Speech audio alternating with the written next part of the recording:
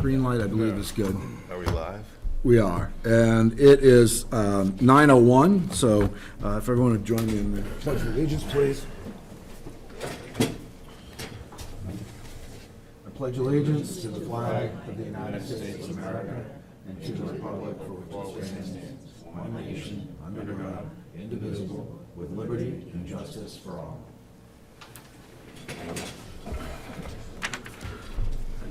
Brief moment of silence, prayer.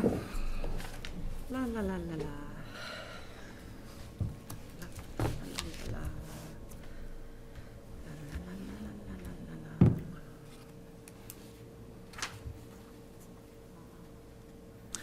All right. Roll call. Mr. Verval, I'm here. Mr. Spillane is an excused absence. I spoke to him yesterday. Mr. McGarry? Present. Ms. Levesque? Here. Mr. Carbone? Here. Ms. Cody? Here. Mr. O'Donnell? Mr. Giovanelli? Here. Ms. Hopkins? Here. Mr. Robertson? Present. Mr. Menard is not with us, but we have Mr. Lineless, so we have our school board representative. Thank you for coming in. Let's see, just a couple of quick things. Again, if you could please speak into the microphone so that the video recording picks you up and members of the audience can hear you, I'd greatly appreciate it. Next on the agenda is the approval of the minutes. In your packet, you should have a copy of the last set of minutes.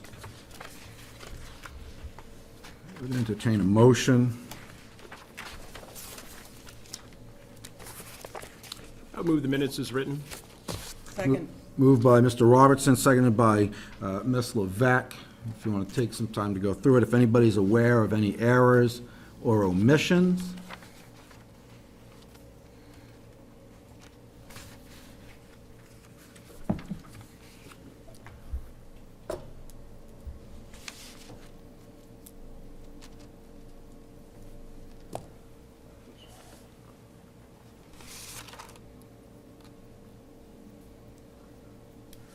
Keep forgetting I'm old.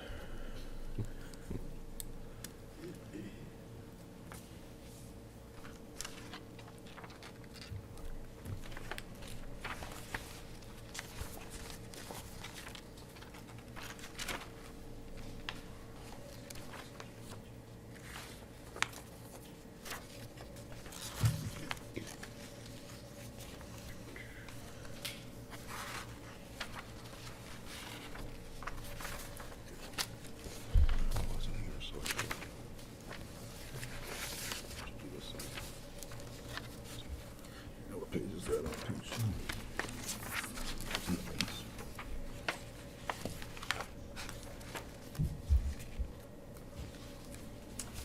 So there is one error on the top of the page. The additional, it shows, the first time the dollar amount shows up, it shows $500. That should be $5,000, so have the recording secretary update that.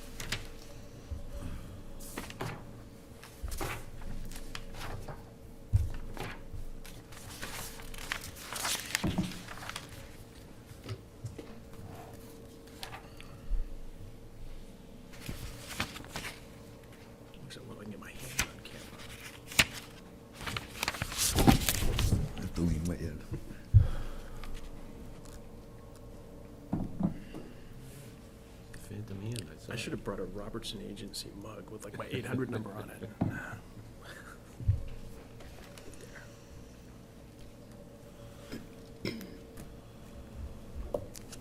Mine's the first home in Deerfield.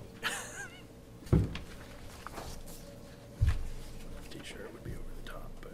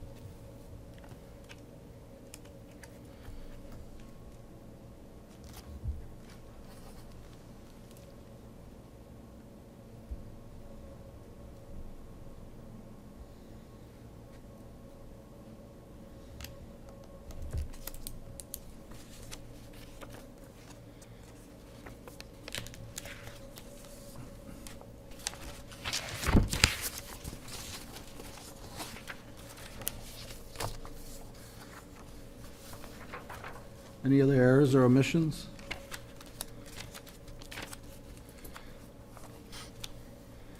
You want more time, Karen? There's no problem.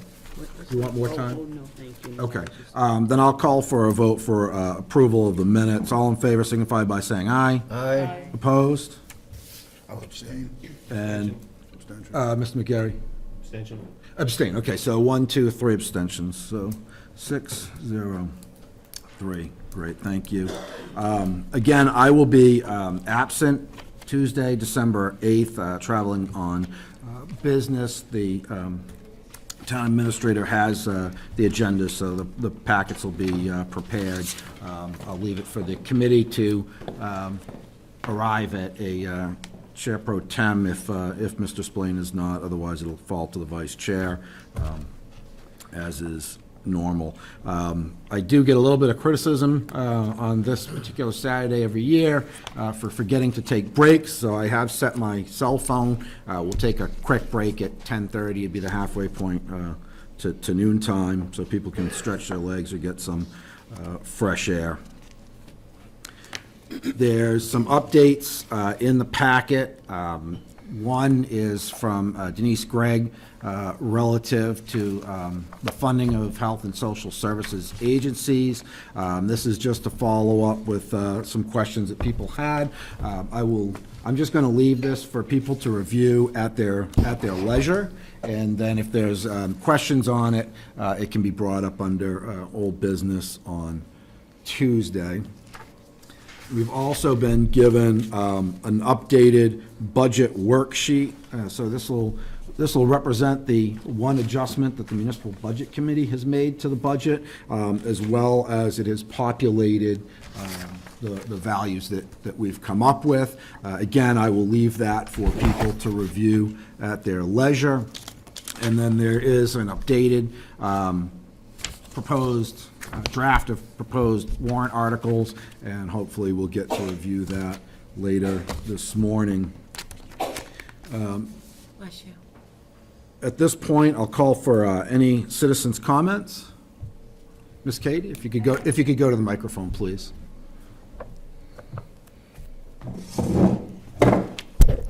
I have called around to various towns to find out what is in their budgets.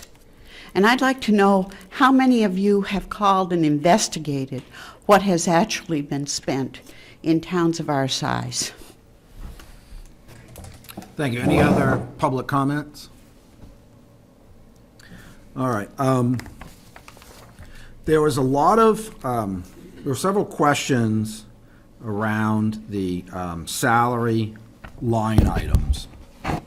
And so I did a little homework. So the two sheets I'm going to pass out are sheets that I produced. So I think they're error-free, but, certainly verify any numbers. Take one, pass it down. This is for information only, not advocating for or against any particular item. I just thought it would be interesting to maybe tease some of this out. So what we see is a listing of the departments with the page number that have personnel line items, salary line items. If there's nothing going across, that means there's no proposed change. There's basically two columns, full-time and part-time. So it's the dollar change, the percent change, and then a total dollar change. And then down towards the bottom, there's a summation of those, and there's two different summations. I pulled police out of both because the police are reconfiguring or proposing to reconfigure their employee structure, so I pulled that out. The other one that I pulled out as well in the second to bottom line is the highway department, because potentially it looks like they may be proposing to reconfigure. And so just to give you an idea, the proposed budget is up almost 5.5%, of which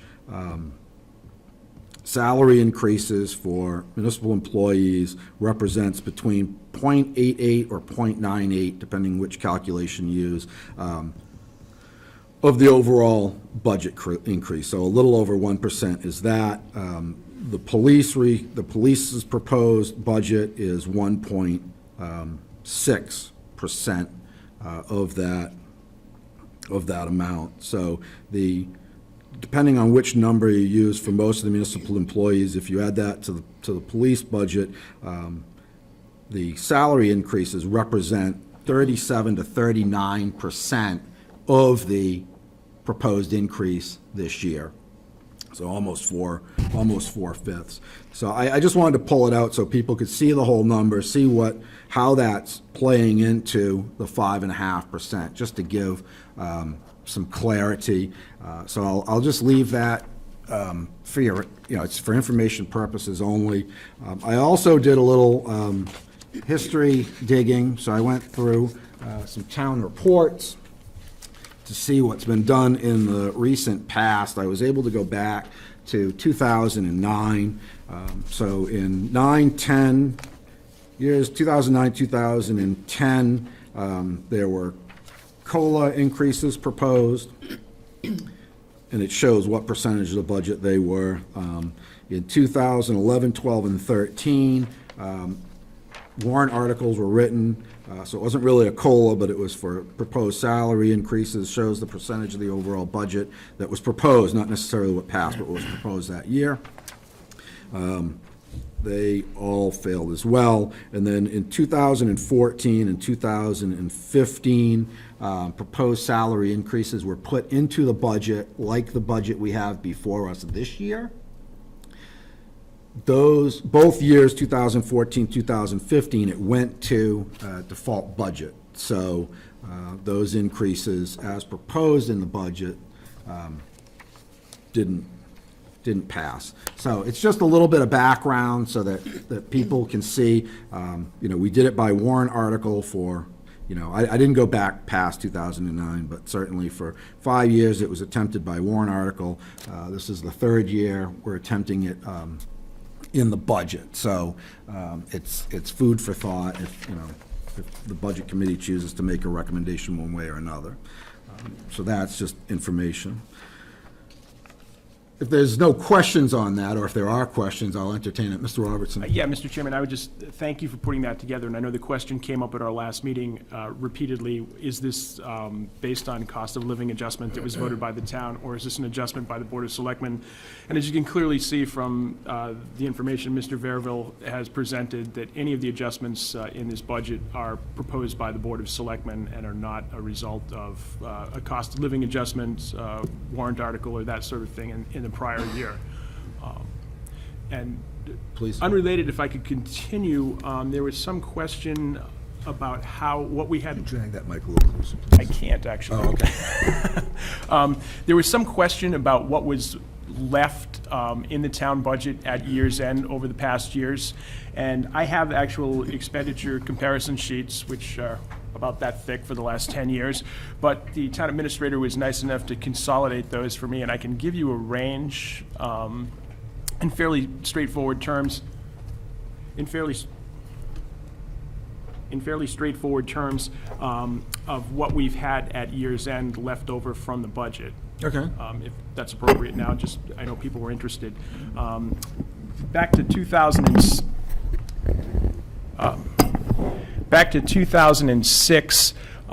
we had $62,467 left in the budget. 2007 was probably an all-time low for Deerfield. We had negative $666,893 at year's end, and that was the year of the major flood that we had. Followed in 2008 by, we finished with a deficit of $3,351. That was because we suffered a tornado and an ice storm. The following years, the amount we had left at the end of the year ranged from a low of $173,000 to a high of $261,855. And I would also mention that we budget in accordance with the DRA as Department of Revenue Administration, a state agency. We budget in compliance with their guidelines and their best recommended practices. They do indeed recommend percentages of fund balance to retain when you set the tax rate with an eye towards year end. So I would say in an average year, we're somewhere between 150 and the low twos with regard to what's left at the end of the year. On occasion, the Board of Selectmen will encumber funds if a project isn't going to be finished before year's end, that sort of thing. We'll encumber funds to carry over into the next budget year. But that's typically where we end up and what's left at the end of the budget cycle. And that money goes back into the general fund and is used to retain either the DRA recommended fund balance or to offset and lower your tax rate. Thank you, Mr. Robertson. The only other tidbit I have, I forgot to mention, I did look up the Minneapolis Federal Reserve Bank CPI estimated for 2015. I've always said this number is certainly not accurate. So the Federal Reserve this year is anticipating the inflation rate to be 0. So you can take that with a grain of salt. All right, if there's nothing else on that, we can, Ms. Levesque. Andy, when you said it was the selectmen that approved the salary raise, is that a straight across the board, or is it done by merit? It is done for, typically not straight across the board. I can't think ever of a straight across the board. We have given merit increases, but that's typically a one-time merit award. More likely, we have a salary range for each position in town that we keep track of and update, low to high. We compare that with information that we get from surrounding towns and from the local government center, and we typically look to the salary range. And when we are out of that salary range, or someone has longevity that really merits, at least in our mind, an increase, that's typically what the wage increases are based on. Thank you. Please. Is this structured and documented, or is it ad hoc? No, we have a very definite written salary range for each position. and we update it, keep track of it. Tied to like summary job descriptions with, Tied to the position, the job description, and as I mentioned, the Local Government Center, New Hampshire Municipal Association also does an annual survey and has recommendations for positions, which are also, we like their table. Sometimes it tends to be a little bit behind, up to a year behind, but it gives you the chance to compare yourselves to towns roughly your size and in your geographic area, as opposed to just a blanket. maybe concerns could be assuaged if the town were to provide some data under their analysis, position number, salary range, comparative salary range, or something like that. I don't know if there's a report that can be readily produced that would show that, and then the justification would be black and white, and it could end all arguments. Well, if there's a concern, I could certainly see about bringing that forward. I don't know that it's in report form, but we certainly have the salary ranges for each position and a job description for each position. Well, I noticed it was a common thread in the last meeting's minutes, and we hear questions from the audience addressing such things, so maybe it would just put everybody's mind at ease if we had something to look at, and I'm sure it's, anything that can be reasonably or easily put together. Yeah, I'll certainly see what we can get. Okay, thank you. All right, so, the reason I bring it up is it's basically a 5.5% increase, so you have to wonder when we don't know what the default number is yet, so, but voters often, it's alleged that voters often go in, look at the disparity between the two numbers. If you look at the record of what budgets have passed, it would seem to hold true to that, and that's why I just bring it up, so we know how much of the increase it's there. Well, in my years of auditing things, I can say you want to be cautious of, you get what you pay for. I've seen a lot of deficiencies in operations and internal controls that are a resultant of employees that don't necessarily have the knowledge and skill sets to not- do their job. but you're not talking about you. I'm not talking about things I've audited, and I'll be very general, because I'm not going to point any fingers.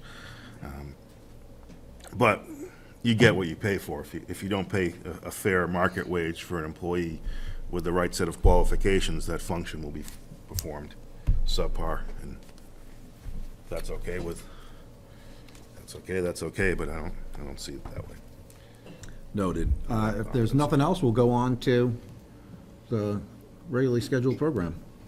All right, that would bring us to supervisors of the checklist, which can be found on page 5.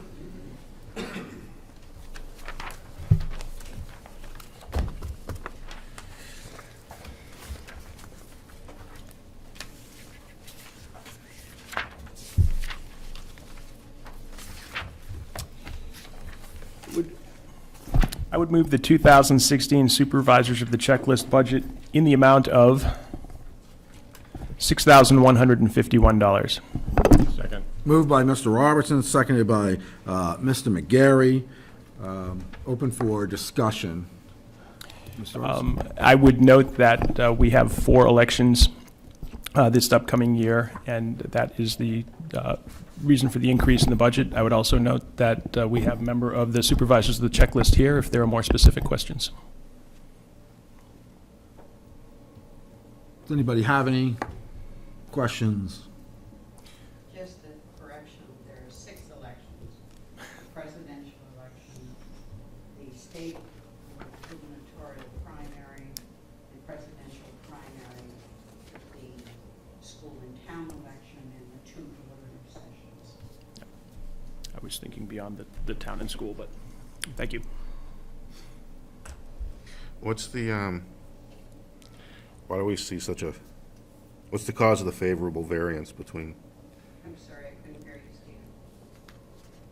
It looks like we're heading for a fairly good variance between budgeted and actual for 2015. Is that variance going to hold? Where is that variance coming from? The Where's biggest variance, of course, is the fact that you have all-day elections for the presidential primary, the gubernatorial primary, and of course, presidential election in November. So that's average 13 and a half hours. And then the requirement after those elections are that the supervisors of the checklist meet and go through the voters and make a report to HAVA, which is the State Election Commission, which wants to know any that we have to document, any that were challenged, those that were actually registered at the election, and how we register them, whether if we had to get a domicile affidavit, or if they just went through the regular election with their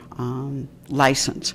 So there's not only the election days that are an average of 13 and a half hours, but then after the elections, the documentation we have to do to provide to the state election board or commission to prove they were actually registered voters in the state of New Hampshire.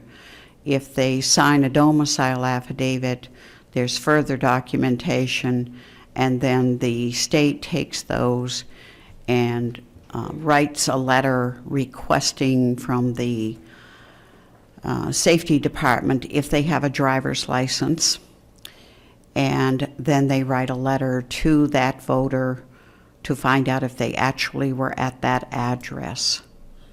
So there's a great deal more than just the elections in this particular type of year. The What about amount the of year time. past? It seems that we over budgeted in the prior budget on training workshops, supplies.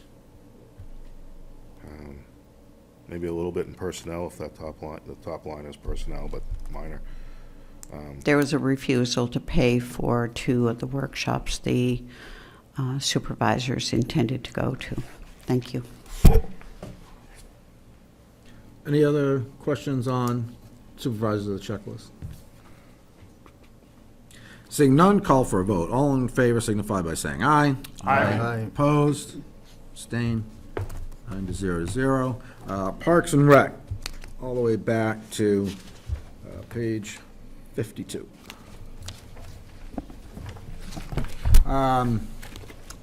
But Joe Manzi's not with us. Can we, I had gotten an email from Mr. Manzi asking if we could let this one float until he was able to attend. He had some other commitments this morning, but he does intend to come I later. believe he's coaching basketball at this point in time. So I think he intends to come later. Can we just postpone this for a little later in the morning without objection? Yeah. Okay, then we'll, I object. okay, I have basketball commitments today with my family for later at this time, probably, if you're moving it toward the end. I may not be present for that, and I'd like to be in on that. okay.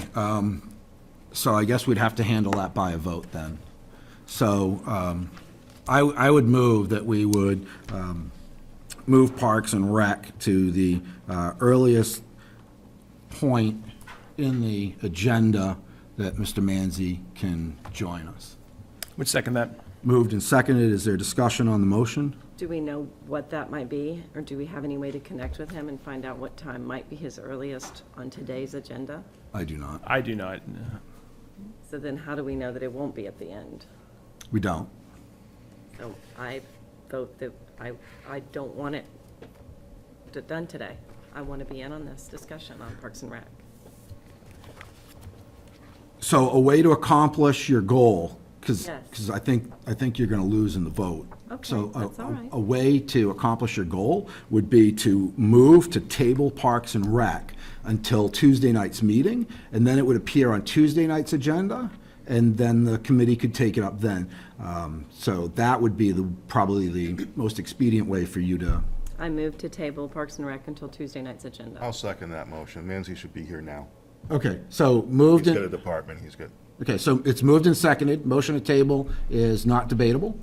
So I will call for a vote. All in favor of tabling till Tuesday, signify by saying aye.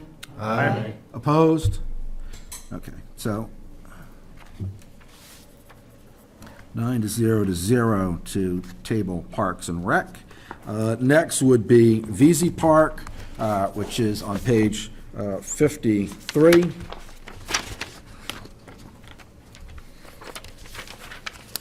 I would move the 2016 VZ Park budget in the amount of $32,615.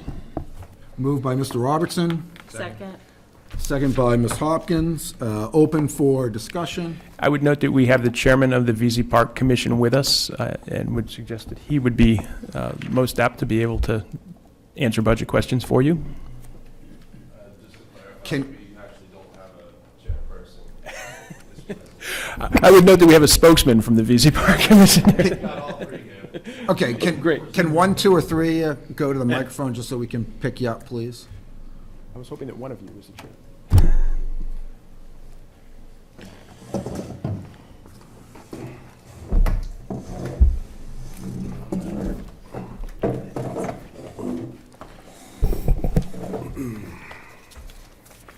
Are there any, thank you for coming in, by the way. Thank you. Is there anything you want to highlight through budget before we just open it up to questions? No. No? All right, they sing with a unified voice, that's a good sign. Are there any questions to the VZ Park budget? Absolutely. Travis McCoy, North Road. My name's Chris Cook. Deborah Smith, North Road. Great, thank you. I suppose we should ask for an explanation regarding the biggest line item increase, or the two biggest ones, the uniforms and the part-time employee. Get a story? Okay, so can we start with the part-time employee? I think I know the background, but we've got several new members this year, so if you could walk us through that proposal, appreciate it.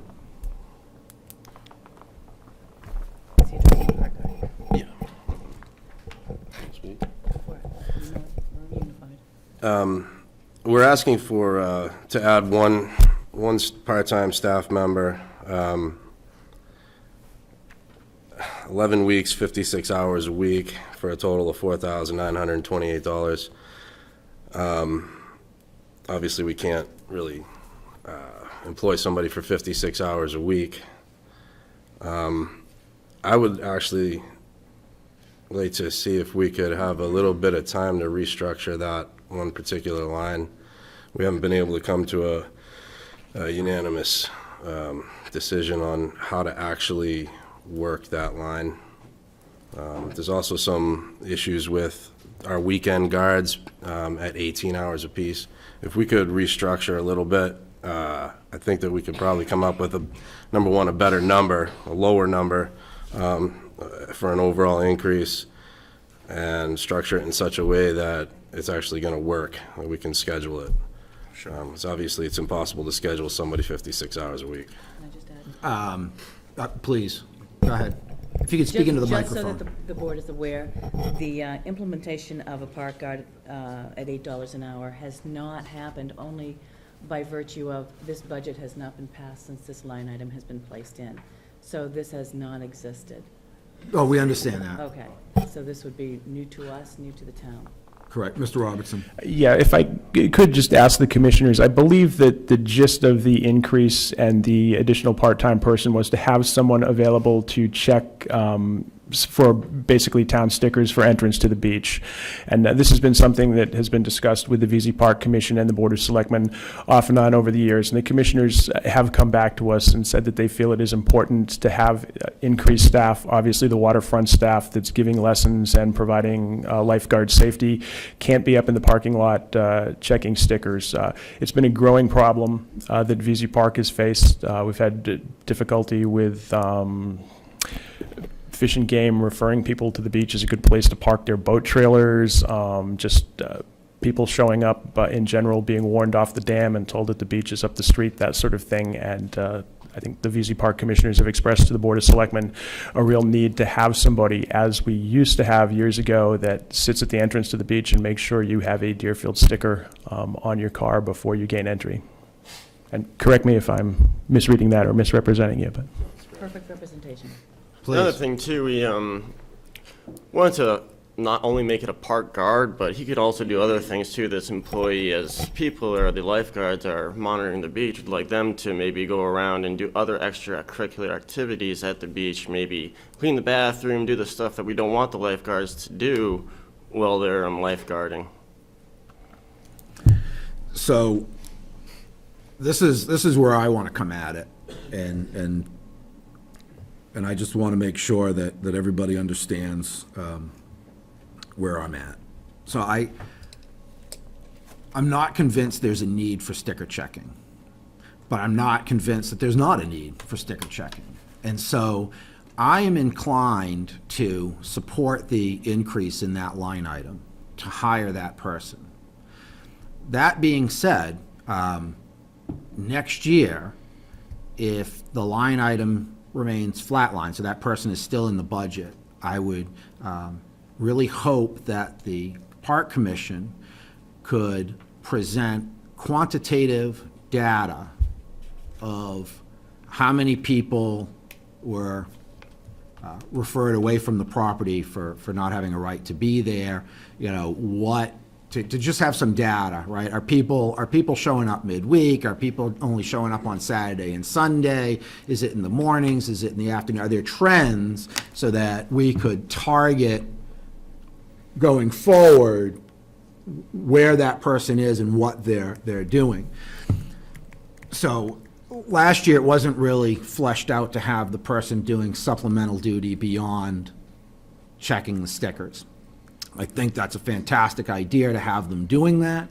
But again, if you guys can keep some sort of quantitative log so that next year, when we reconsider the budget, we have some real data to work with to see if that really is a need, or if there's more need, there's less need, so that we could target resources. Because I'm always afraid of just sort of, throwing bodies at things and then never coming back to reevaluate, right? Because what we want to do, if we make a change, we want to be able to track to see if that change has had a positive effect. So that's what I would ask the Park Commission to do. And I'll warn that, if this goes through and this budget passes and the Park Commission does not come back with that data next year, I'll probably move to remove that extra funding, just to be quite transparent. Yeah, it makes perfect sense, because at this point, we're not really sure. We do have an idea of when peak times are, but the structure of the hours is still up in the air. So that data is going to be very helpful to us as well.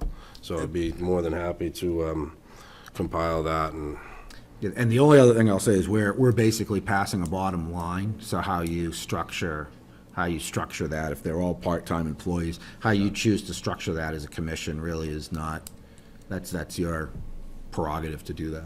Mr. Robertson? Yeah, the one thing I would note that gives the residency requirement, gets a little more attention from both the VZ Park Commission and the Board of Selectmen, is the original grant of VZ Park stipulated that it was to be used exclusively by residents of Deerfield. Otherwise, this wouldn't be such a concern of the park commissioners or the Board of Selectmen. But because acceptance originally of the beach was predicated on that, we do indeed pay attention to the residency requirement. Yeah, absolutely. Mr. Giovanelli? Would additional bodies be able to be used to generate any additional revenue through extracurricular activities, swimming lessons, et cetera? Fee-for-service type activities? If you're alleviating some of the lifeguards' other responsibilities, in other words, could they have more swimming lessons? See, the park guard doesn't have to be a lifeguard, too. So it could be any employee, it doesn't have to be lifeguard certified. Yeah, but the addition of the park guard, would it enable, Lifeguards to offer more programs. in other words, have you considered potential revenue opportunity, even if it was like a snack stand or potential revenue We have opportunities? never actually considered any type of revenue coming from VZ Park. Everything that we've done, the swim lessons are free of charge. There is something, I believe, in the bylaws that state that we can't have vendors down there. So everything's been free of charge. I think what the extra body is going to do is it's going to alleviate some of the instances where a lifeguard may have to take their eyes off the public to either check a registration or fill out a permit. And without, our lifeguards actually field a lot of complaints from the public about the fact that it's a residential only, and folks that used to live in town, or, you know, they don't want to get a visitor permit, or they don't want to put a sticker on their car. So there's a lot of time that the lifeguards spend just troubleshooting and trying to put out fires, basically. So it would alleviate that and allow them to concentrate on what they're there for, and just to watch the public and do the swim lessons and their other duties. So just to make sure this doesn't get missed, right? So VZ Park Commission, their lifeguards are actually offering, I don't know how many, but multiple sessions of free swim lessons for Deerfield resident kids. And it's an absolutely fantastic program that they're running down there. They do a really, really good job, and they're making our kids very proficient swimmers. And that's a great service you guys provide to the town. That's, I commend you guys for that. That's a wonderful We're program. very proud of our swim instructors. Free of I charge, so didn't it's think fantastic. I didn't know it was free. I just, Yeah, you've no, done it's- Parks and Recs a lot where nothing is free. Yeah, no, everything's free. I just assumed the swim lessons were comparatively, yeah, And the freeze pops, if they're still there, they're free as well, so. understood. Further discussion on the, Kevin? I'm sorry, Carol, please. I had read a while back about launching a canoe or a kayak. Whatever came of that at VZ? At this point, we are in the process of writing a warrant article to support the expansion of the parking lot and a trail down to the water's edge. So hopefully that's something that someone will see in writing soon. So, Mr. McCoy, I want to be clear. So you need financial resources to be able to reconfigure the parking lot and to provide a path down for canoes, kayaks, et cetera, and you're looking to support that through a warrant article instead of in the budget. Is that correct? That's correct. Perfect, thank you. Is it a fishing game boat launch? No, that's down at the dam. Yeah, if I could add a little more detail, the commissioners have indeed talked to the Board of Selectmen about this, who support this. This would be, we're not going to call it a canoe kayak launch, but it'll be a carry, a car top carry boat launch, no motors. One of the driving factors, I believe, behind wanting to have someone to man the parking lot, check stickers, that sort of thing, was anticipated increased traffic if indeed we get this completed.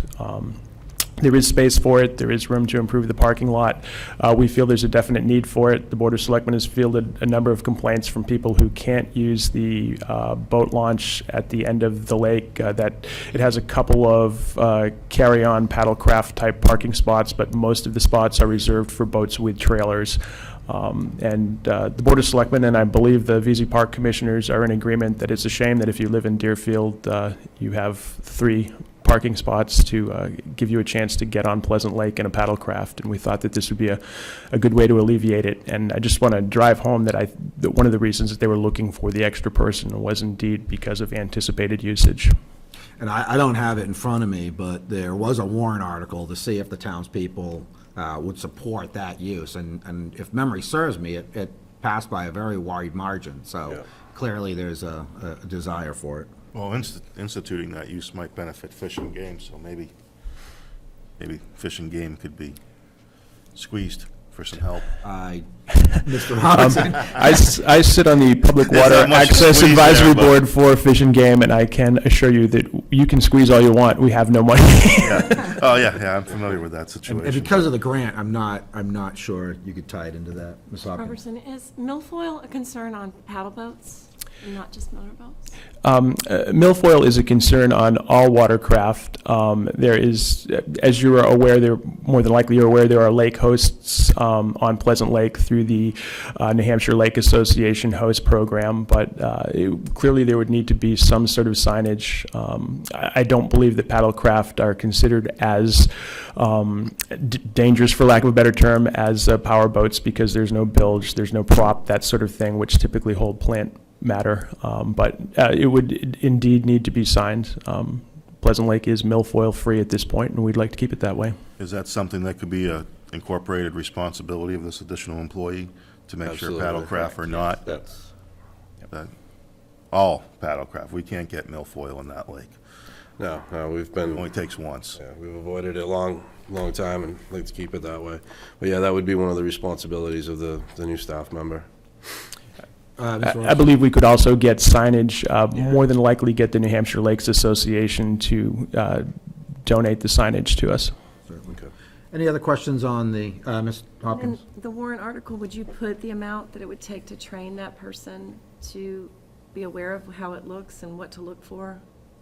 Or would it just be inclusive? Because it would seem to me there would need to be training or something that would help them be aware of what they're looking for if these paddle boats are coming in, which I'm encouraging. But if there are significant numbers coming in, how is someone going to know? I don't think that's been a part of our thinking, but I appreciate your voice, because now that can be a part of our thinking. Okay. And we certainly will connect with the people that we But need the to. person is in the budget. The warrant article is for the physical work. The person is actually in the budget, so the training should probably be Within here. the budget? Yeah, probably. Ms. Levesque. The Lake Association, Pleasant Lake Association, does have a training, and, you know, I'm sure you'd be more than welcome to go to the training. Thank you. All right, any other questions on the financial side of the VZ Park budget?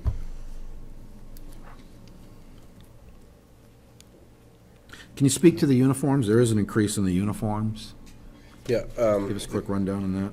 the uniforms, we outfit each uniform, each guard with new uniforms each year. It's based on having five lifeguards. The average cost to outfit a guard is $148.55. It's $131.55 per male guard and $165.55 for a female guard. What that includes is basically two swimsuits for each. Men, that would be trunks and a t-shirt. Sweatpants, sweatshirt, a couple extra basic t-shirts, things of that nature. We've been over substantially the last 2 years, but it's never over $1,000. So we're looking to up that to the new number, which is what, 15? Yeah. 1,500? Just to accommodate all five guards and not go over. I only have one other question. What's the reimbursement line item? What is being reimbursed on that? That's the cost of the waterfront safety course. Okay. Yeah. Currently, the waterfront safety course for our lifeguards is $350 per guard. Yep, understood. Thank you. The other one, which is another. Any other questions on VZ Park budget? All right, seeing none, I'll call for a vote. All in favor signify by saying aye. Aye. Opposed? Abstained? 9-0. Thank you for coming in. Look forward to seeing Thank all you of again you. next year. Conservation Commission can be found on page 58, Thank you, Harry. budget.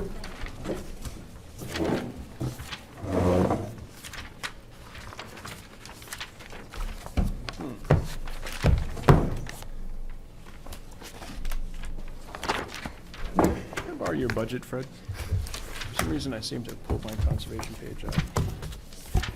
I would move the 2016 conservation budget in the amount of $2,343. Moved by Mr. Robertson, seconded by Mr. McGarry. Mr. Robertson? Well, I would note that Mr. Berglund from the Conservation Commission is here. I didn't see him because he had already gone to the microphone, but he is best able to answer questions and concerns with regard to this budget. Good morning. Good morning, Mr. Berglund. Thank you for coming in. Okay, happy to answer questions about anything you have questions about.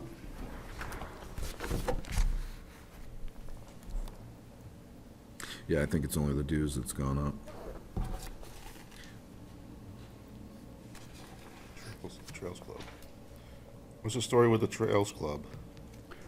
Trails Club is a new initiative that you'll be hearing more about as we make some progress there, but that's going to be evident in 2016. At this point, it's we're planning to this expense here is anticipating the need to establish trail markers on trails in Deerfield, in town forests and conservation properties. So there will be a plan put together early in the year, and we'll start heading down that road to establish trails or upgrade trails that are already in place that need maintenance. What's the plan for, is it just paint blaze is going to be the primary mode of marking, or? Well, we think the mark there will be some kind of a metal disc of some kind, something plastic or metal. Okay. Painting requires more maintenance. The other things seem to be more durable and lasting, so. So these would be nailed or screwed to trees, whatever, to mark. Well, something that's going to be satisfactory for the tree, too. There's certain methods that you stay away from, deep nails and so on. Thank you. Mr. Robertson? Yeah, I would just note that we have a fairly extensive network of trails now, some of which are Eagle Scout projects from years past, some of which are on town forests. We also have some rather large contiguous pieces of land that butt up against conservation land, town-owned land, fish and game-owned land. In the sort of the southwest section of town, we've actually got probably in excess of 500 acres of accessible property, and a lot of these markers and meager signs that were there in the past have just disappeared. And I think a good chunk of the town has no idea of the trail network and public land that's available to them here in Deerfield. And the conservation, the badges that Mr. Berglund speaks of have been installed in a number of conservation areas. I know I saw them this year during hunting season. They're up by the roadsides. You can clearly see what's town-owned conservation land, and I believe that the effort would be made to expand this marker to trails and other conservation land that we've got. Fantastic. Ms. The Hopkins? trail map, isn't there, off the conservation webpage? Yes. Mapped out of all the Yeah, trails in the town? right. I'm not sure it has all of them, but it has a Significant amount. good percentage, sure. Thank you. And several of those have been updated recently, actually, right? I believe. Well, there's work going on through the planning board, right, Fred? The Yeah, we've had, project, had some work on putting the trails together too. on that. yeah. Great. Further discussion on Conservation Commission? Yeah, Ms. Cody, please. I had a question about the metal blazes. I actually had in my purse for quite a week or more, Fremont and their metal blazes that they have. And I was wondering, have you checked into, like what some other places are doing, other towns? Well, aware that there's various methods. A lot of towns have done this. We're a little bit behind the curve here. Our focus has been largely over the last few years gathering, protecting certain lands and putting them into town forests. Now, there's been a number of people that have asked about trails, and there was I know at least one meeting last year, potluck supper, people came out that were interested in this whole area. So we need to get people out and walking on the trails and appreciating what we have as a town that we've protected. So that's why we're moving there. Mr. Robinson? Just for the public record and members here that want to look, the Trails Subcommittee has a very nice Facebook page. For those of you that peruse Facebook, that gives updates on trails, has suggestions and reports about conditions on various trails, and it's a good place to start if you'd like a little more information. Thanks, Andy. Anything else? Seeing none, call for a vote. All in favor, signify by saying aye. Aye. Opposed? Abstained? 9-0. Brings us to planning and, thank you, Mr. Berglund, for coming in. Thank you. Brings us to planning and zoning, which can be found on page 14. I would move the planning board budget in the amount of $47,975. Second. Moved by Mr. Robertson, seconded by Mr. McGarry. Open for discussion. Mr. Robertson? I would defer questions and comments to the chairman of the planning board, Mr. McGarry, to my right here. Thank you, Mr. Robertson. As you probably note, probably the largest, well, except for the 21,300% increase on printing services, The largest increase is with regard to a part-time employee. And the intent here was to bring in a part-time person to take and help with the filing that we have in the room on the upper, opposite where the regular offices are. And there's quite a bit of the planning board files that are there on the floor in boxes and dating probably back to 2000. And the intent would be to take and get all of that into filing cabinets. I've got two of the planning board members have offered to provide filing cabinets free to the town, 4 of them, in fact. So we're looking to try and get those files into those filing cabinets so that they're not sitting on the floor. I've also picked up a tube file so that you could take and store rolled up plans. And we just picked that up last month, I believe. And so the intent would also be to take and get a lot of the rolled up plans that are currently there and put those into the files as well. So that's the intent. I hope to be able to take and spend some time there myself when I can't go out and work out in the yard with the winter, and be able to take and do some of that filing myself. But the intent here is we had figured about 120 hours, basically 3 weeks of somebody working to put those files together. So is this something that you would foresee coming out of the budget next year, or would this be ongoing, do you think? No, well, this would just be next year. So one-time spend, Just okay? one-time shot to do that.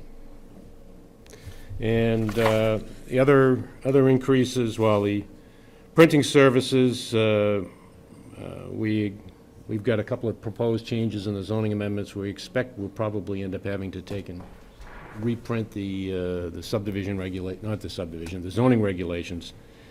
So that's reflective here in this increase of $213. And that's probably, all the rest of them are pretty much the same. And legal services, we have a slight increase, a $300 increase on that. Any other questions for Mr. McGarry? How often do you have to access these old files? I mean, I've been in offices where we got stuff 10, 15, 20 years old, and we don't access it very often, meaning that stacked in boxes in some cave in the basement is adequate enough. I know a lot of these things are available online through the Registry of Deeds. Well, A lot of plans. plans are, yeah, but the actual activities that occur at the meetings that we end up having, and those are what's represented in those boxes and the files. What you see at the Registry of Deeds is the final endpoint Yeah. for all the activities that occur from the application point to the final signing of the plan. So you don't see all the information, what occurs in that intervening period. But what's the advantage of having it more organized and more accessible? If on a rare instance you need to get at this stuff, well, maybe you dig Yeah, because it's rare. Certainly end up needing to have it organized if we have a court case. Knock on wood, the planning board has been pretty lucky that not having to have any court cases for quite a while. But to have all the boxes just laying on the floor and the information not being in the filing cabinets is a problem. I mean, it's just for general protection as well, right? Protection from fire, or getting knocked over, or mice, or flood. All you need is a leaky roof, and, a filing cabinet provides a certain measure of protection. Mr. Robertson? Yeah, if I could speak to that, the town administrator is chuckling when you mentioned that, but we have indeed had to scramble on multiple occasions in this building to move boxes quickly because water was rising on the floor, or water was coming through the roof, or we'd had a pipe burst. And the Board of Selectmen was very interested in getting these records in some more permanent, organized form of storage. Rather than hope that there's some firemen around who can come help policemen and the town administrator juggle boxes and furniture. Yeah, I mean, if We'd we're- also, we're also making an effort to improve this building, so that isn't as much of a I mean, concern. if we're required by law to retain the documents, we should retain them in a more professional and proper format. I would support that. Any further questions on planning and zoning? Seeing none, We still have the zoning board to go after this. This is Just the planning board. oh, I'm sorry, these grouped together? All right, so we also have to look at page 15. I'm sorry, my oversight, yeah. Typically, you handle them as an individual vote. Okay, so let's, and we do have a motion on the floor for 14. So if there's no further question on planning and zoning, a call for a vote. All in favor signify by saying aye. Aye. Opposed? Abstained, so it's 9 to 0 to 0. Now we can go to 15, page 15 of the budget, which is zoning board. And I would move the amount of $3,891 as the 2016 zoning board budget. Moved by Mr. Robertson, Second. second by Mr. McGarry, open for discussion. I would note that Chairman Freed from the zoning board is here and at the microphone if there are questions. Good morning. Thank you for coming in. Sure. Is there anything you want to cover first, or No, open for questions. questions from the group? The increase in the part-time employee, is it the same situation as what Mr. McGarry just? I'm not sure that the zoning board budget reflects any of the time that the planning board has asked for filing, but we certainly have an interest in having those files maintained and readily accessible as we draw off that same base of files that they do. I believe the increase in our part-time position has to do with the number of hours actually consumed this year and anticipating an increase in the number of meetings and applications that we'll see next year as the number of building permits increases. Mr. McGarry? Just as a commentary, we've seen, the planning board has seen an increase in the number of subdivisions that have come to us.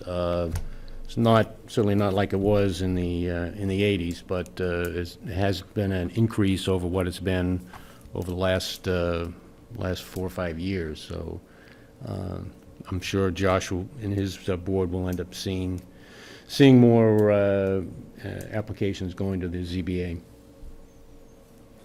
Further discussion on zoning board? Aren't there fees for these applications? There are fees for the applications. They go into the general fund. They don't offset, we don't draw from them directly to pay our employees. So those fees, we haven't raised them in a few years. We're generally trying to provide service to the citizens and yet offset the cost to the town of the applications. And I think our fees are still pretty well in line with doing that. Well, I mean, an individual application benefits one individual, not the town as a whole. So I would say those fees should reflect the entire cost of the applicant. Why is my general fund tax dollar paying for some citizen to get a building permit or alter something they have on their property that provides no general benefit to the town? Well, Mr. Robinson? first. Yeah, I would just note that with the exception of fees that go into revolving funds or impact fees, any fees revenue generated by town goes into the general fund. That's, state law requires us to do that. We have no way of using zoning board fees to immediately offset zoning board expense. By state law, that has to go into the general fund. And we use those surpluses at the end of the year to offset the tax rate. Well, no, I'm not talking about the disposition of the dollar, where it lands when it comes in. I'm talking the number of dollars that come in for the service provided. so my I budget does take not. issue with the fact that someone's building permit or zoning application or what have you would would be less of a charge than a cost of issuance. So if I could just jump in here, that the setting of fees for the zoning board is not something that's germane to the budget committee. I'm not sure who controls setting the fees. I would assume it would eventually fall to the selectmen. So that would be a discussion more germane to the select board, if I'm not mistaken. Is that? That's my rough understanding, yes, that the zoning board would make recommendations to us and we would approve. So I don't think as a budget committee, we can recommend the changing of fees, so. If The- these change, I'll vote for it, otherwise. The zoning board periodically evaluates our fees so that they are commensurate with the rough expenses for registered mail, postings, and the other obligations that we have to the public. But the existence of the zoning board of appeals is mandated by state law because we have a zoning ordinance, and so we have to provide that to the public. So those fees are not directly related to the applicant, but to the service that the town provides to its citizens. I don't know if that makes sense. We'd be happy to reevaluate those funds, but I don't actually get a budgetary summary of the fees that were generated.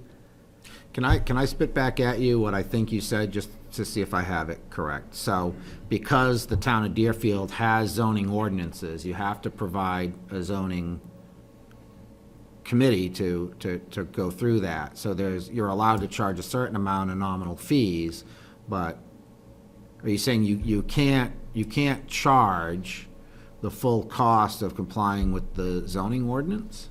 I don't believe that's the case. That's not what I intended to say. Okay. What my intention is to say that the fees if the fees were seen as a barrier to the process, so if we tripled the fees, that we would very likely be subject to a legal complaint that we are not providing the services that state law requires. That's what I was trying to say. Thank you. Mr. Robertson? Yeah, I think the general interest of the zoning board here is to recover what it costs to comply with the zoning law. And that's essentially, on occasion, advertising, postage for notifying abutters, and posting of legal notices. And we do our best to make sure that those costs are offset.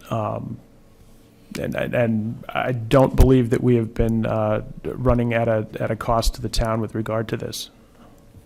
So, Mr. Kerwin? the bottom line, Andy, is that the town isn't losing money that way. Is that correct? That is the bottom line to my mind, yes. And it's legally required that we function in this manner. Further discussion? There are revenue reports available? There are, of course, revenue reports available, and actually those will be made available to the Budget Committee. I'd like to make a motion to table this pending those reports. I can't in good faith vote for an increase in a salary line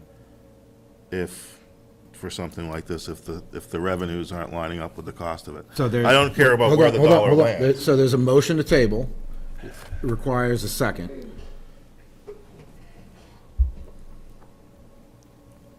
So no second, the second. motion doesn't go. Ms. Foisey, did you have? She can please? probably give you the revenue estimate. The revenue as of 9/30 is $456 that has come in due to the applications that the zoning board received. So they are receiving revenue. The unfortunate thing in the way the budgeting process works is that we have to budget X number of dollars, and all the revenue, unless it's a revolving fund, goes into the general fund.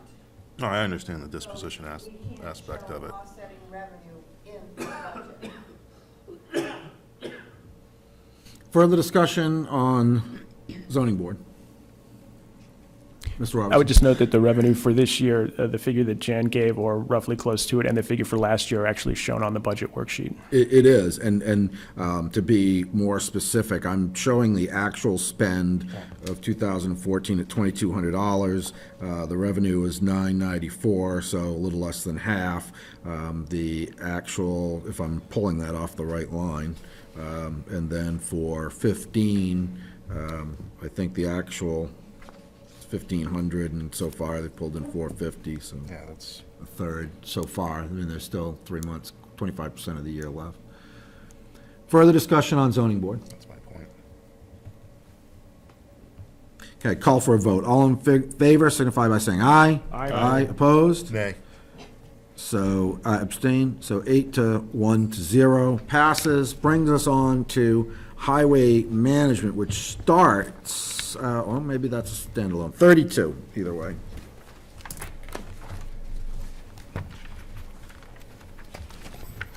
I would move the amount of $853 for highway safety. Second? Moved by Mr. Robertson, seconded by Mr. McGarry, open for discussion. I would note that the police chief is here if there are questions or concerns with regard to this line item. Morning, Chief, thank you for coming in. Good morning. It's a flat budget from what was proposed last year. It's actually been flat for a while. Any questions on, any discussion on this line item?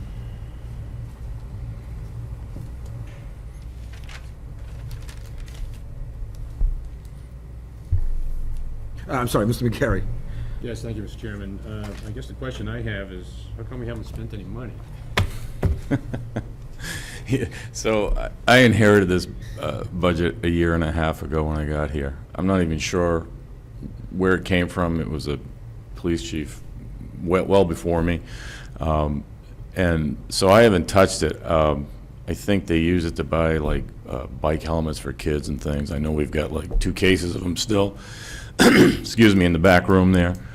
So with that being said, and I probably should have done this sooner, but I'm just going to go back in and knock everything back down to $1 for those lines and just kind of get rid of it. I haven't needed it. I don't see any use for it. So, and like I say, I should have probably done that sooner. But that's my intention, is to go back to the board and just knock it back down. Mr. Robertson? I would just note that historically, we used this section of the budget to accept safety grants from the state or federal agencies, and the predominance of those grants was for DWI enforcement. We went through a series of years where the town refused to accept 100% matching grants for DWI enforcement. I think the prior police chief felt some embarrassment that he couldn't get the community to support essentially free money for DWI enforcement, and it's just been allowed to dwindle. Ms. Hopkins? So with these 2 cases of, excuse me, 2 cases of bike helmets that you have in the back, I know that when my children were young, they benefited from that significantly. Is there a way that you can provide those now? Yes. Or let us have Yes. them accessible? Yes. Since we do have the Parks and Rec town after-school care. And I know there have been some given away since I've been here. I know Denise Gregg has given away, always asked for some at, I'm not sure which town event it is, but, so we are still handing them out slowly but I think surely. that's a really valuable resource for many parents. Yep. Mr. Robertson? Not entirely related to this budget, but I would note that the police department can indeed provide bicycle helmets while they last, and I believe you also provide safety locks for firearms free of correct. charge as well at the Yes. police department.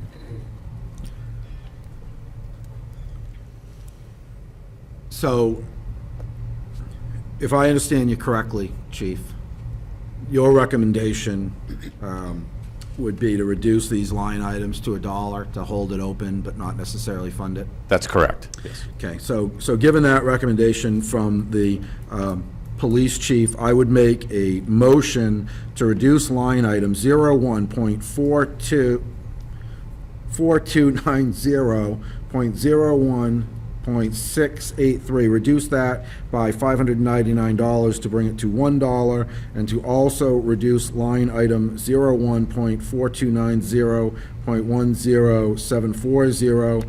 The previous one was safety programs, this one is equipment. Reduce this one by $249 to bring it down to $1 to make the new bottom line figure $5. Second? Moved by me, seconded by Mr. Robertson, open for discussion.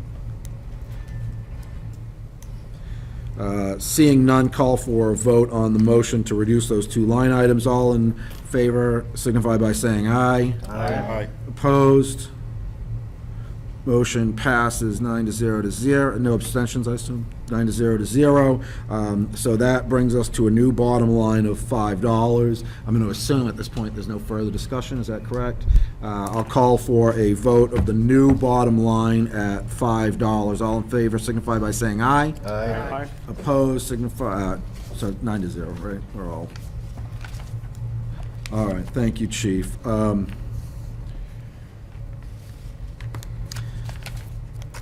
Where am I? That brings us to the Highway Department, which begins on page 35.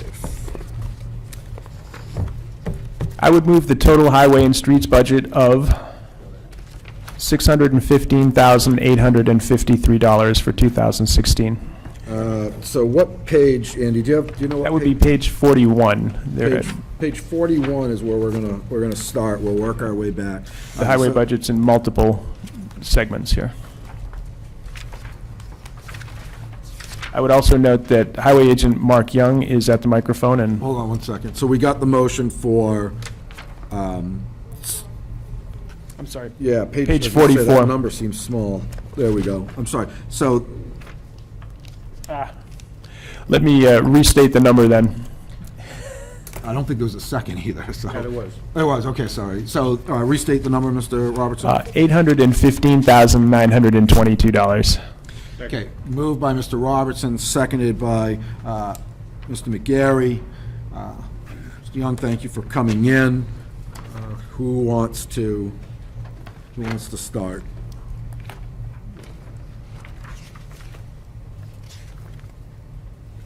Do you want to hit highlights or anything? Yeah, basically, it's the same budget I proposed last year.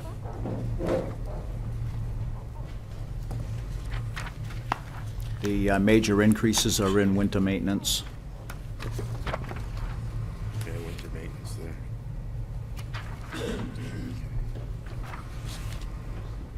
Okay, so one of the things that I brought up last year is we have a lot of small amounts of money in lots of different line items that we don't necessarily fully spend from. So if we're on page 36, 6 line down, general contracting, the value has doubled from 2,500 to 5,000. Last year's spend so far is 460. The year before that was $200. So we've doubled the line item, but there was no spend this year. So can you walk me through what the Sure, plan why is don't, there? if you want to jump to the sand and salt items there for the winter maintenance and see how extreme we went over on them. So there are certain items that we can't spend when we go way over on winter maintenance, and to keep the bottom line where it needs to be, there's some things that we can't do, so we put projects aside and just do what we have to do to get through the season. Okay, so, just so I understand, I just want to make sure that I'm clear. So what you're saying is the reason the spend in some of these lines is so low is because you're drawing that money off to pay for other priorities? Yeah, that's correct. Okay, and so it begs the question a little bit, and I know the answer, but let's just go through it again anyway. Why don't we increase the sand and salt line item? It is increased in my budget. Okay. Mr. Chairman? Mr. Robertson? Yeah, I would note that there are two things that the road agent has proposed. One, he's proposed an increase in the actual operating budget that we're looking at now. He's also proposed a warrant article to create a fund for winter road care and treatment, which we're hoping is going to alleviate some of this budget juggling. If we can go to page 39, do you have it in front of you in this Yep. form? Okay. So the hot top grinding line, second from the bottom, is that basically sort of the road repair type of line? That's my item? road reconstruction. So that's budget. like what you did on Birch Road this year? That's, Yeah, that, Pleasant Hill. okay.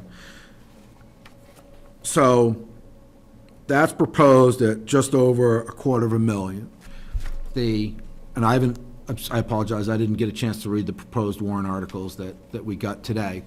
But I'm going to assume there's probably still another close to 250,000, give or take, there, for the same. The South type of work. Road portion, Mark? So, my numbers for South Road, Jan, do you remember my warrant article? Hold on one second. 243,000.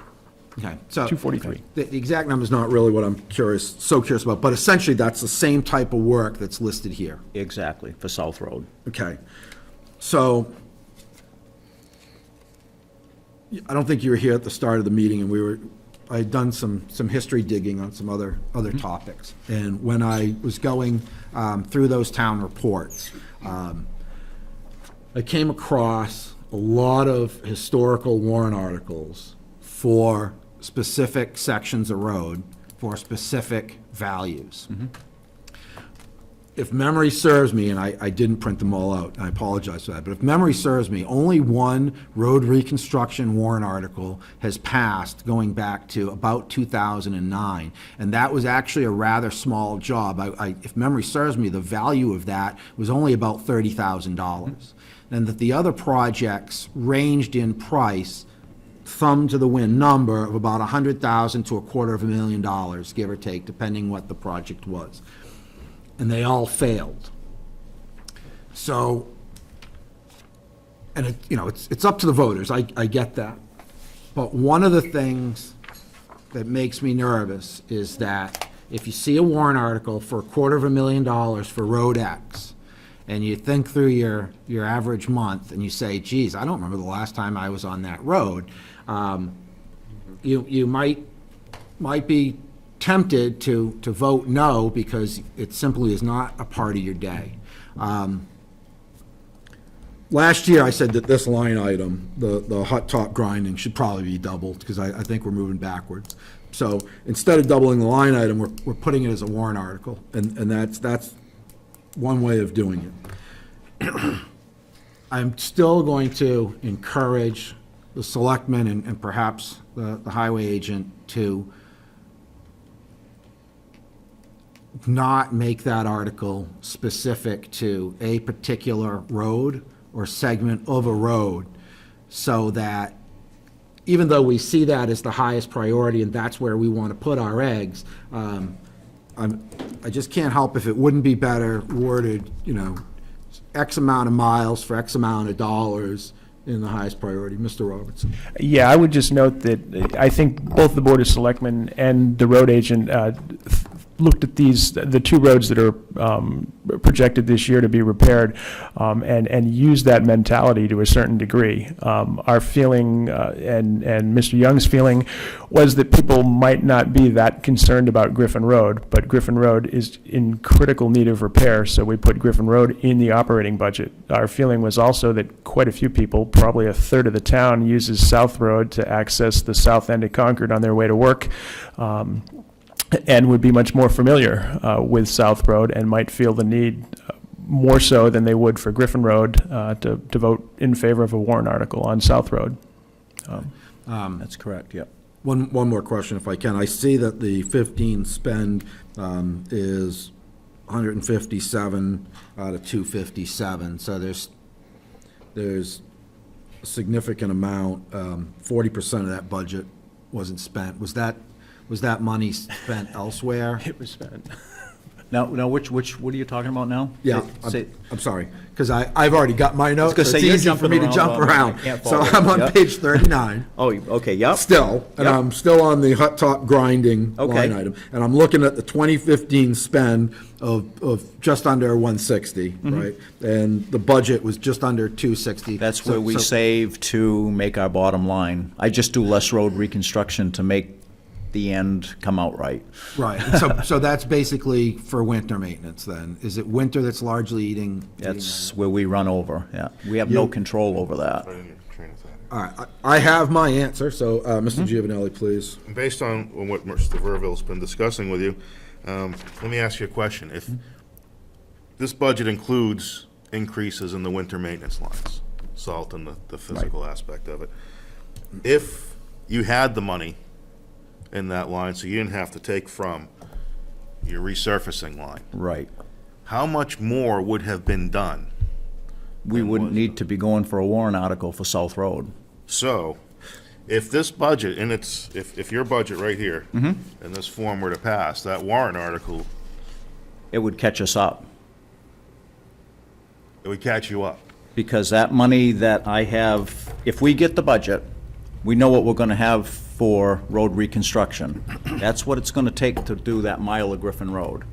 Okay. If I can jump in, that's the expert opinion to the highway agent, who I will give great deference to, although I'm not convinced I'm in full alignment with his statement.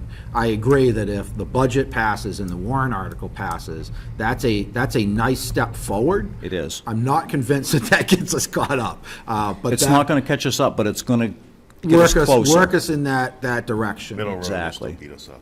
We're not gonna catch it up in 1 year, that's for sure. Right, and there's a lot of roads in serious need, and that's why I brought it up last year, I bring it up again this year, and winter is killing us, there's no doubt about that, and that's half the reason the roads are in the shape they are, is because it's winter. Mr. Robertson? Yeah, I just overheard Mr. Giovanelli mention that Middle Road will still beat us up, and the road agent, in conjunction with a private developer, I may have mentioned this at a previous meeting or not, there is a private road open now that is paved that runs directly from Middle Road to South Road that we're hoping is going to alleviate some of the damage that's done to Middle Road. We're also, particularly with regard to increased traffic to the ball field on Middle Road, you'll now be able to drop on a paved road straight down from South Road, and that was a non-budgetary portion's in better shape than the paved road. I couldn't agree more. The dirt road doesn't beat my truck up, the paved portion beats my truck. Nonetheless, that was a collaboration by the road agent, a non-budgetary item to try to take some of the stress off Middle Road. Are there, further, Ms. Levesque, please? I may have missed something that you said, Mark, but in the increase in salt and sand, is that you're buying more or the price has increased? Both. Both. It all depends on the winter, how much we have to buy. You There's not even enough in there for an average winter. So you pre-buy a certain amount, and when you... We get state bid, and we don't pre-buy, we buy as we need. Okay, at the state bid price. So thank you. Mr. Robertson? I would note that that price fluctuates wildly, too. While you're having dinner in Portsmouth in the middle of the winter, take a look at the salt piles. If they're big and tall, we're probably getting a decent price. If they're not, we're probably paying a lot more than we thought we were going to. Noted. Further, Mr. McGarry, please. Thank you, Mr. Chairman. Driving around town, you can see quite a bit of the Japanese knotweed, which is along the side of the road. I know DOT has instituted a program for control of that. It requires spraying herbicide to kill it off. Right. And does the town have any program that we're looking as a potential to do that? We did that this year. We did, okay. We did. We deliberately, we didn't mow it, and I hired a private contractor to come in, and he sprayed all, well, not all. It's a start. Right. It's going to be at least a 3-year program to That's what I was going to get through that. So we have started, Fred. Yep, Yep. good. Right, the challenge with that is it's by rhizome and by seed, right? It spreads by root and by seed spread, so it's particularly difficult to... Yeah, my understanding is if you go through and you cut it, those pieces will actually root. They will. They will. You cut it, you haul it, you move it, you do anything to it, it will spread. Yeah. It's tough, it's Japanese knotweed, it's an invasive, Looks like bamboo. Stuff along the side of the road.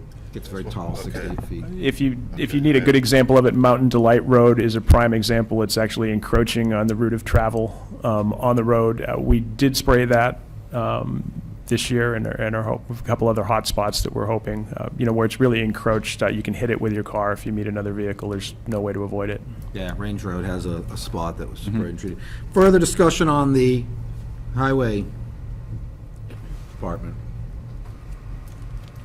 Seeing none, call for a vote. All in favor signify by saying aye. Aye. Opposed? 9 to 0. Thank you for coming in. Thank you.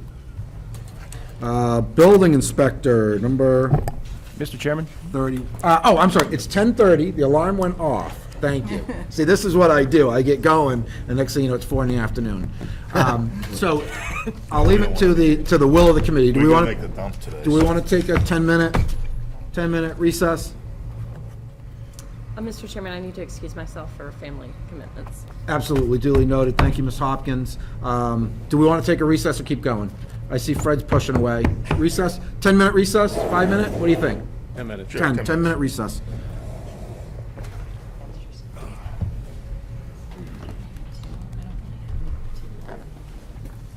Not just in discussion with you, I don't really have anything. So we're done. Hold on, I gotta find Well, it's fun. recording, right? Recording, Jan? Great, thank you. All right, so that brings, so we're reconvening. Ms. Cody is, well, let's go through roll call. Mr. Robertson's here, Mr. McGarry, Mr. Giovanelli, Mr. Burbel, Mr. Carbone, Ms. Levesque, and Mr. Langlois. So we have a quorum. So we'll pick up where we left off, which is building inspector, which can be found on page 31. I would move the amount of $51,127 as the 2016 building inspection budget. Second. Moved by Mr. Robertson, seconded by Mr. McGarry. Discussion, Mr. Robertson. Yeah, I would note that the building inspector, Mr. Pelletier, is here and can answer questions and advise on specifics. Mr. Pelletier, thank you for coming in. Any highlights, lowlights? I think you'll find it's pretty much level all the way across.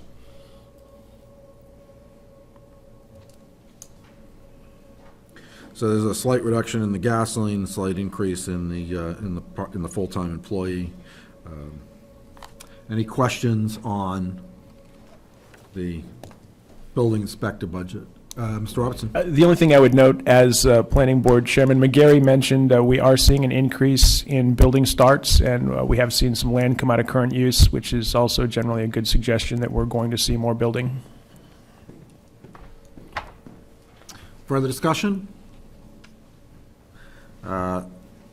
Seeing none, I'll call for a vote. All in favor signify by saying aye. Aye. Opposed? 7-0, which brings us to the transfer station, which begins on page 45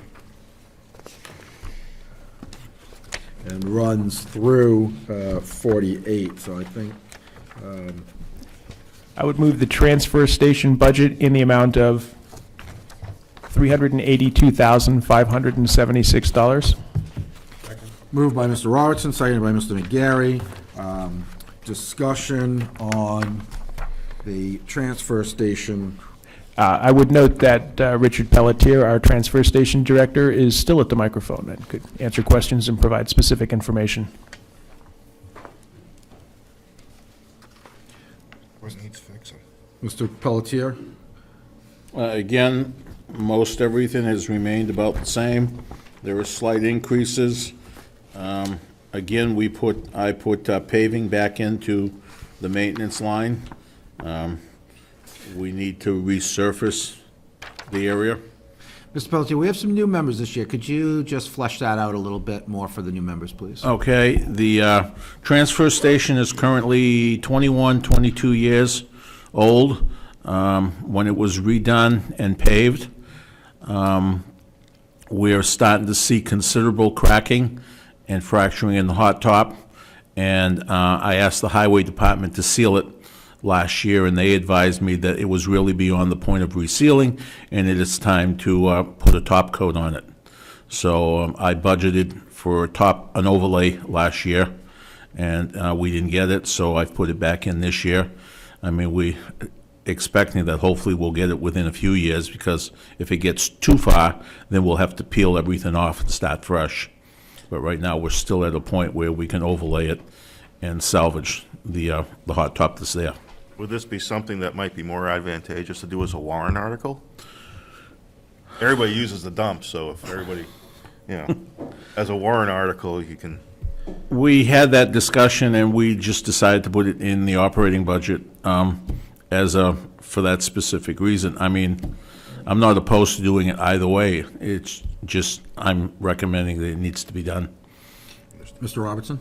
Yeah, I would just note for the committee, if you didn't notice, on page 47, user fees and revenue from recycling are shown in the small print towards the left on the lower part of the page.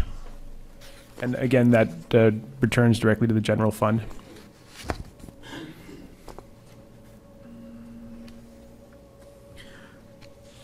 So,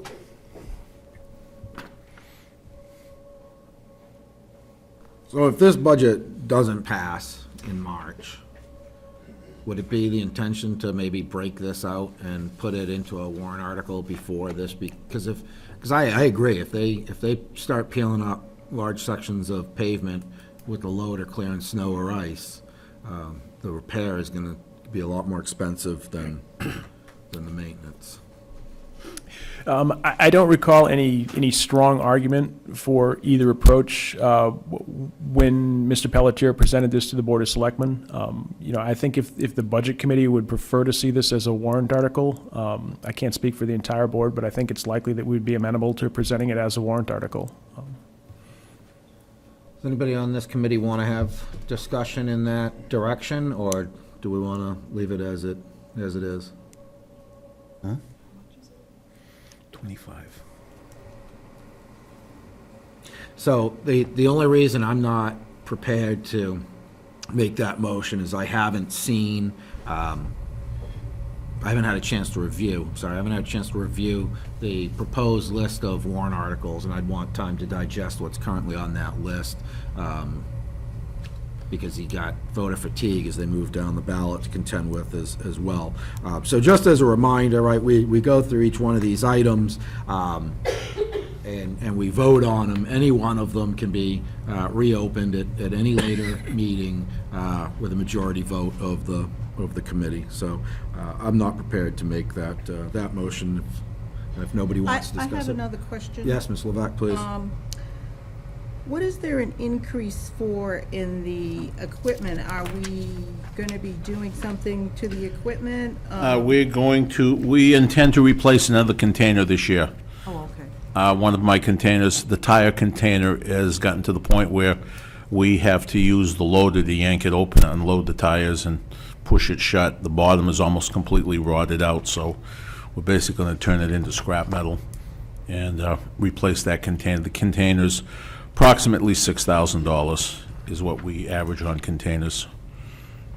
Thank you, Rick.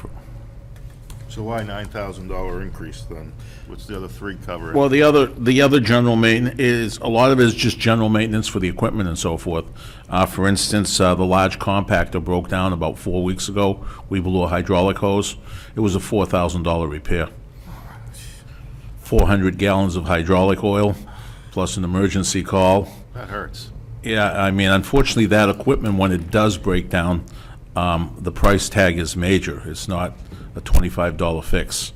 So the other $3,000 there is. I always try to maintain some money in my maintenance line for welding and so forth. We blow turnbuckles at least a dozen times a year. Understandable. They just blow off the compactors because we try to cram as much as we can in. Mr. Robertson? Yeah, and if you've ever been at the transfer station, when a compactor breaks or we're not able to use a container, say on a Saturday morning, you'll understand why we're very interested as a select board in keeping this funded. Agreed. Further discussion on transfer station? Mr. Chairman? Mr. McGarry? Thank you, Mr. Chairman. What are the prices like now on, for recycled plastics? The market overall has gotten quite soft. I kind of figured that'd be Yeah. the case. That's true for aluminum and steel as well, I assume? Yeah. Yeah. steel, Seems so- to be as soon as construction and all the other things get good, it seems that the recyclable market tends to get soft. I'm not sure why, but it's not really my forte from that standpoint, but revenues per ton and so forth have decreased. Further discussion? Seeing none, call for a vote. All in favor signify by saying aye. Aye. Opposed? So that's an 8-0. Ms. Cody is back with us. Thank you, Mr. Pelletier. Thank you. Fire and Rescue, 27. I would move the amount of $223,970 for the fire department 2016 budget. Moved by Mr. Robertson, seconded by Mr. McGarry, open for discussion. I would note that the fire chief, Mark Tibbetts, is with us and can answer specific questions and provide detail. Morning, Mark. Thank you for Hi there, coming thank you. You got any questions? in. It's funny you should ask, actually. I do. The protective gear, Mark, can you walk us through? Okay, it's coming on our 10-year cycle. We replaced all our gear back here 10 years ago. It started in 2000, so we had to do some this year, and next year, and the year after. Protective gear can no longer be used for firefighting or training after a 10-year cycle. The 10-year cycle is over. You can use it just for little stuff, but they will not allow it at the academy, as well as I do not allow it at the interstate emergency unit. So it does have to be replaced. So we're in the process, we have to replace all our gear. I'm planning to write a grant in 2016, but we cannot write it until 2016 until it's actually 10 years old. So we're in the process of, this year we've replaced 5 sets. Currently, it's about $1,768. That's just for the coat and the pants. We're planning to hopefully be able to replace 3 more sets at the end of this year with money, and then also it's in my budget next year to get some more. Mr. Chairman? Mr. Robertson, please. Yeah, I would note you're going to see this in a couple of places as we go through fire and rescue in regard to turnout gear, in regard to scuba or self-contained breathing apparatus. And I would also note that it isn't just the New Hampshire Fire Academy that puts these limitations on the equipment and the breathing gear. It's our insurer, Primex, adheres strictly to those guidelines, as do the manufacturers who provide this. And in the interest of limiting liability and protecting our firefighters, we are very much want to stay in compliance with these recommendations. It comes right from Globe and FPA. It's a federal mandate. Mr. Carbone, please. You said, Mark, that after 10 years, all that stuff has to be replaced, That's correct. but is any of it's, We even still, though it may we be use it for usable- our explorers. Even though it's usable, it can't be used? If you're going to burn a building, somebody dies from it, the first thing that they're going to check is to find out the year of the gear, if it was up to par, and you just can't do it. We use it for our explorers.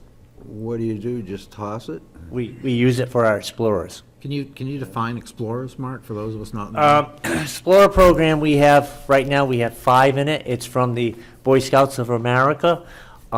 They fund it. They can do everything except going into burning buildings. They can go on lines for fight fires. They assist us in changing air bottles. That's where our firefighters start. That's where most of our current firefighters have started the program. It's throughout the state, nationwide also. Great, thank you. Mr. Chairman? Mr. Robertson. As Chief Tibbetts mentioned, and I'd just like to clarify, we let the explorers wear this gear not because we don't care about their safety, but because we don't allow them in burning buildings. Correct. That's correct. Understood. And we use it, we can use some of the gear, say we're just out floods and something like that, you know what I mean? Something that's not firefighting related, to keep dry and keep warm. Yeah, understood. What was the federal grant? Was that, I'm assuming federal grant. What was the grant you were talking about applying for? Yes, it's a Fire Act grant. That's how we got, that's what's happened. We replaced all our gear 10 years ago, 10 and 11 years ago. So now it's all coming up at once, as well as our air packs. Back in 2006, we got 20 new air packs from the Fire Act grant and the 20 bottles. Well, 10 years, you have to replace it. So everything's coming up this year and next year to replace. What's the likelihood of receiving those funds? It's hard to say. We had pretty good luck at it. As I said, I cannot write the grant until 2016 because the grant, the stuff has to be 10 years old. And our air packs does not come up to 2016, but we have to replace them in So 2016. January 1, you can start writing this, or is it No, during- I can't, I have to further out in wait the year? to next year, the end of next year. The grant that goes in right now, due on January 15th, is for 2015. Our air packs does not run out to 2016.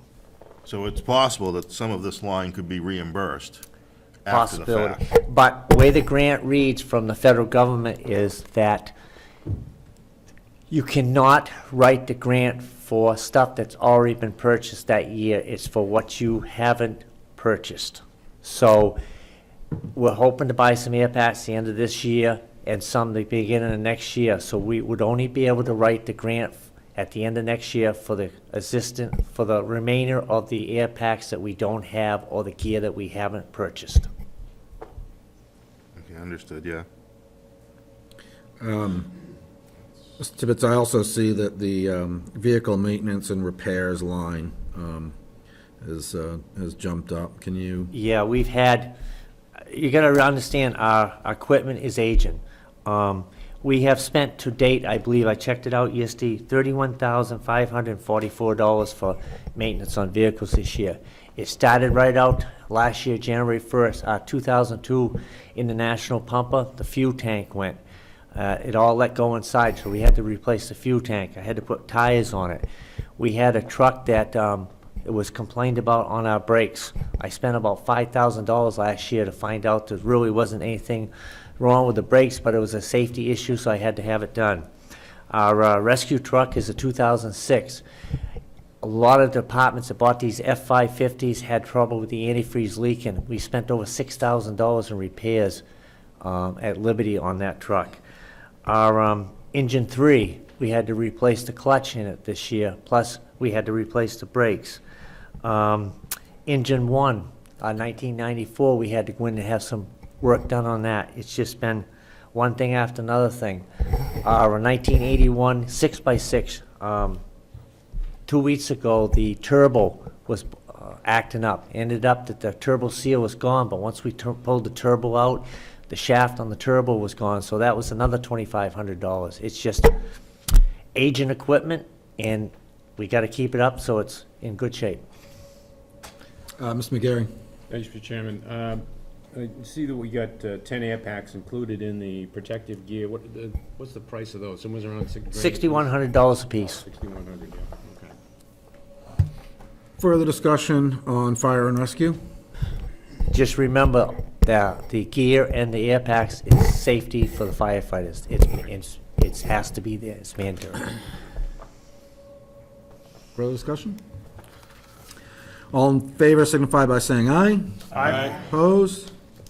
Where are we at? 8200. That brings us to rescue, next page, 28. I would move the 2016 rescue budget in the amount of $50,210.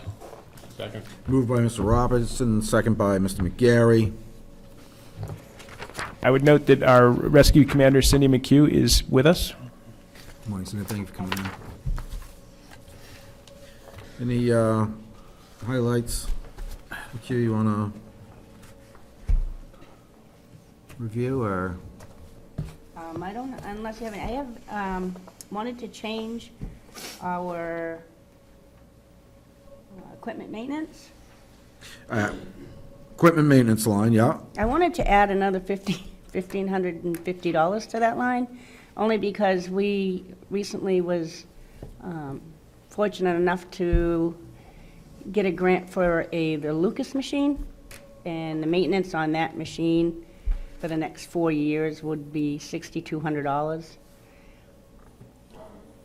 So you just, The maintenance on that would give us new suction cups every time we use it, make sure it's working properly. you just want 1/4 of the 4-year contract? It's a 4-year contract. Okay, so for the sake of expediency, I will make a motion for discussion to increase line item 01.4220.02.430 by $1,550, bringing the new line total to $5,425. Second. Moved and seconded by Mr. Robertson. So that motion to increase that line item is now open for discussion. Mr. Robertson? Yeah, I would note, and correct me if I'm wrong, Cindy, but I believe that the annual maintenance and calibration of the Lucas machine is required in order for us to continue to use that.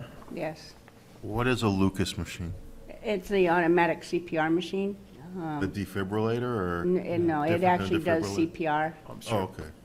It's a machine that compresses the chest while you can do other things. It frees up whoever is on the site. If CPR is required, it does the chest So if you have to compressions. CPR and stop bleeding at the same time, now you can. Right, well, or if the person on site fatigues, I mean, you Right.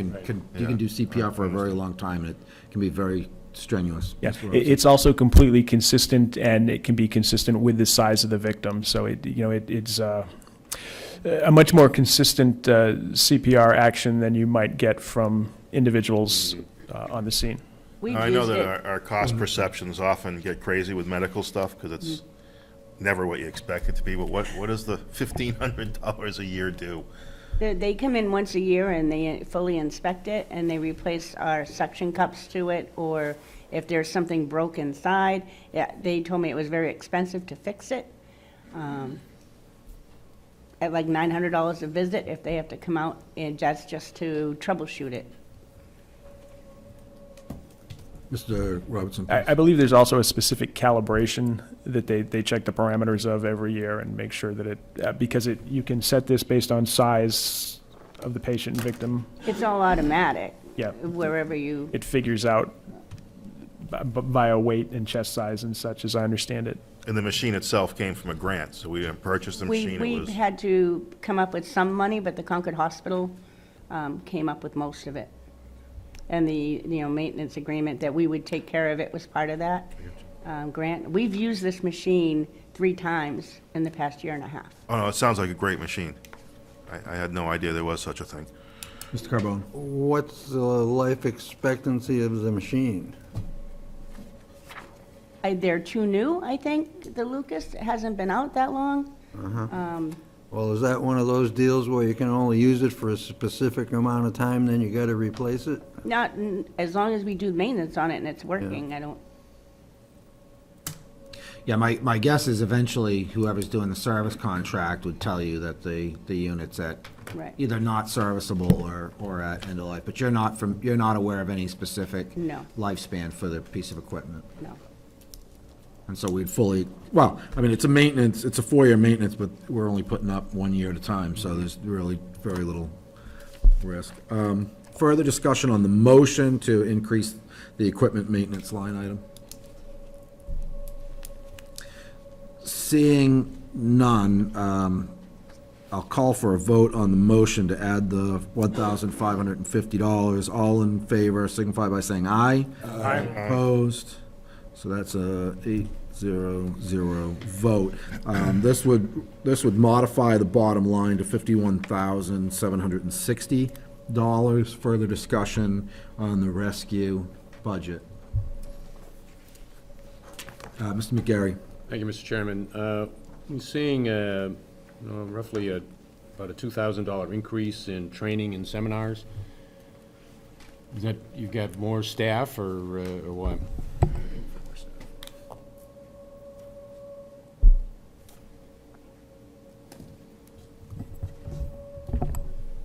We have a, that's part of the group that we have that come out and gives us professional training once a month.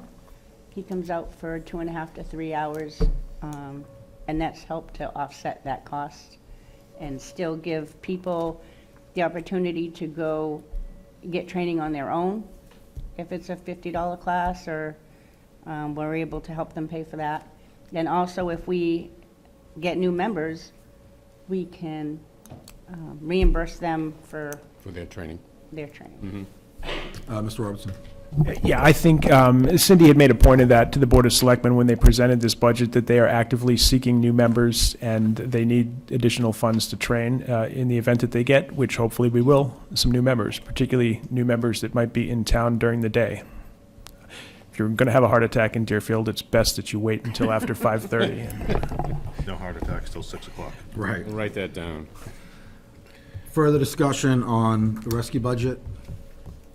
Is there room in that $1,900 increase to move down a little bit to compensate for the $1,550 increase and still? I wouldn't think so. I mean, I have already, that used to be 2 people, 2 new members, and I already cut that down in half to 1. And what about this year's appropriation? You're only at 2,700 so far. Are there bills outstanding or training Yes. outstanding that'll fill that? Yes. Where do you anticipate coming in for 15 as a total? That's gonna be approximately $300 a month. So what we got, well, we got 1 more month, 2 more months left. And, I still haven't gotten the conference. This doesn't reflect the conference that they went to in end of October. So in the end, you're gonna be pretty close to your 4,600. Thank you. Further discussion? Seeing none, call for a vote on the new bottom line of 51,760. All in favor, signify by saying aye. Aye. Opposed? 0 to 0. That brings us to water holes and forest fires. I would move the Water Holes and Forest Fire 2016 budget in the amount of $7,201. Second. Moved by Mr. Robertson, seconded by Mr. McGarry. I would note that Fire Chief Tibbetts is still here and could answer specifics. Are there any questions on fire holes and forest fires? The fire holes are good, the forest fires are bad. Mr. Robertson? I would just note that this is of particular concern to Deerfield, although not in recent times, but we are surrounded by 3 rather large state parks, that being Northwood Meadows, Pawtuckaway, and Bear Brook, and the potential for forest fire is certainly very real. Yeah, there's plenty of trees in town, there's no doubt about that. Any further So are discussion? these lines for, what's the forest fire line for then? For training or? We use that for if we need to get any forestry equipment put towards it, or if we keep a line there in case we're obligated to, if we have a forest fire, to pay our firefighters with a matching fund from the state of New Hampshire, 50%. Water holes also covers the cisterns, right, Mark? Cisterns, all the water holes and cisterns. What's done with those? Just- I maintain them, mow them, trim them, paint them. They're all maintained year-round. Signage and fencing, too. And we just gained 1 more cistern here a few weeks ago, and we're in the process of probably gaining a couple more in the next year to come. In lieu of fire hydrants. Yep. Further discussion? All in favor signify by saying aye. Aye. Opposed? 0 to 0. Thank you, Mr. Tibbetts. Government Building 17, oh, he's not done yet. Government Building 17. I would move the Government Buildings 2016 budget in the amount of $87,307. Moved by Mr. Robertson, Second. second by Mr. McGarry. Open for discussion. Mr. Chairman? Mr. Robertson, please. I would note that our building maintenance manager is Mr. Tibbetts, who is still at the microphone. Mr. Tibbetts? Got any questions? It covers the mowing contract for all the town properties. It includes propane, heating, oil for the fire stations, the maintenance, rubbish pickup, salaries. I noticed there's a pretty good increase on the heating oil. That covers the heating oil, which will cover South Station. Let's see. Yeah, it's mainly South Station, 800 gallons. Shouldn't we be seeing a decrease though, overall with heating oil? We've improved this building, so heat should be cheaper, less fuel used combined with lower fuel prices. This only covers South Station and Central Station for the propane. This does not cover George P. White. That's under the George P. White budget. Ms. Foy, did you? Volume of fuel used? Yes. Further discussion on government buildings? For a vote, all in favor signify by saying aye. Aye. Opposed? 8 to 0. George B. White, next page, 18.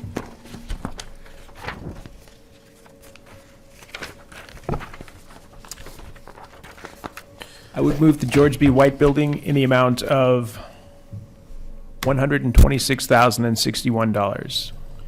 Second. Moved by Mr. Robertson, second by Mr. McGarry. Open for discussion. Mr. Chairman, Mr. Robertson, I would please. also divert to Mark Tibbetts, who manages the George B. White Building. As you know, in 2015, we did extensive remodeling of the bathrooms in the lower section down by Parks and Recs. They was in very bad need. The walls are rotting.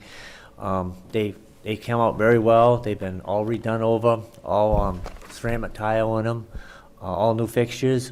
That's worked out very good. It's been coming on to a year, and they look just like we put them in last year.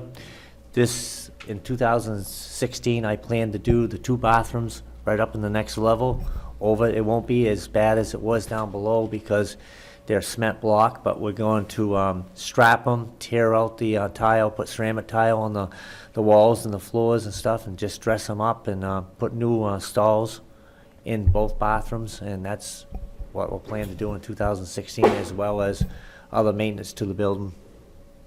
Mr. Robertson.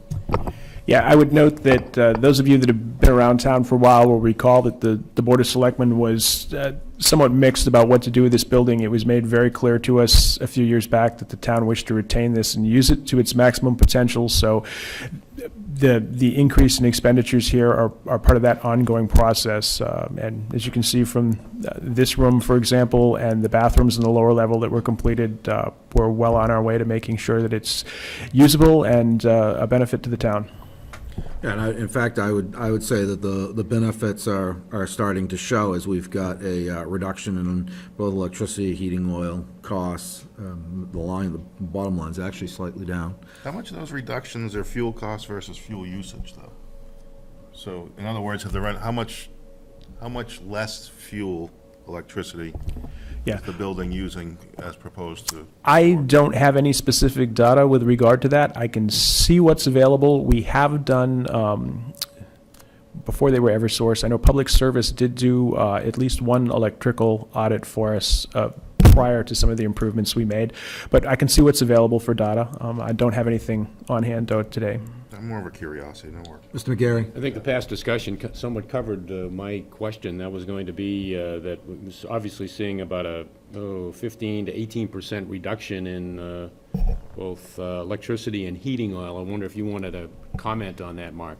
As we continue doing a project each year with the walls and stuff, as you know, this past year, we couldn't go quite as far as we wanted to on the Parks and Rec side because we found out that the walls were one panel, insulation and steel, so we had to put 2x6 walls up. But every time we do the walls, another section, we insulate it, and it just makes it a lot warmer. New doors, new windows. We got hopefully one more year this year to come up with the money when the building will be completely done on the walls all the way around. Next week, we're planning to do the roof in the lower section by Parks and Recs where we have a lot of problems with water.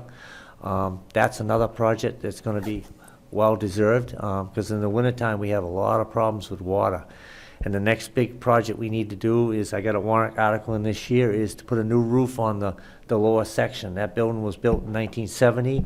About 20 years ago, I had it sprayed, but the life expectancy of that has gone far beyond. And in the wintertime, we have buildup, we have ice. It's a nightmare down there. So if we can get that roof done next year, we're on our way to really securing this building and tightening it up. Excellent. Mr. Robertson. Yeah, another aspect of that you'll see is the front entrance here. We are leaking heat in the winter and gaining incredible heat in the summer through that very aged metal glass structure. And we are hoping to replace that with something much more energy efficient and secure. We'd like to have it so when the wind blows, the doors don't fly open, that sort of thing. Further discussion on George B. White. Mr. Carbone, please.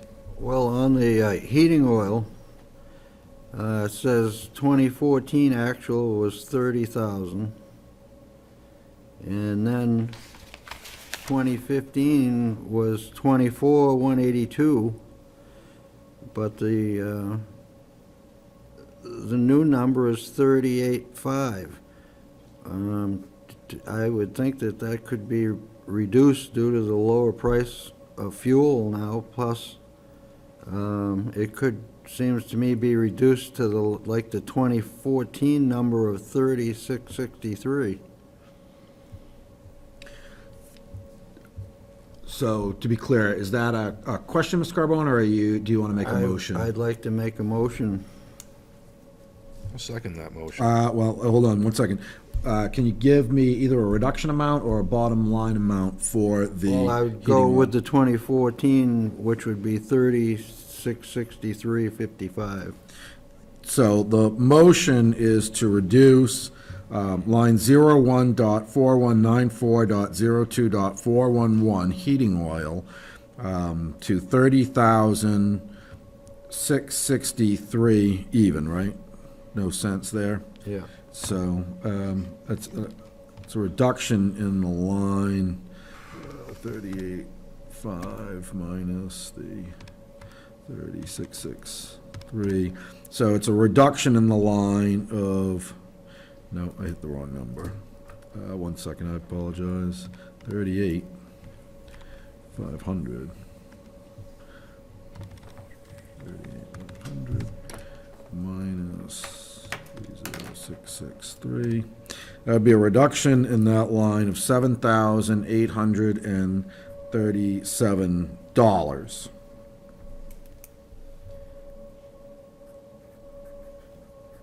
There's a motion. Is there a second?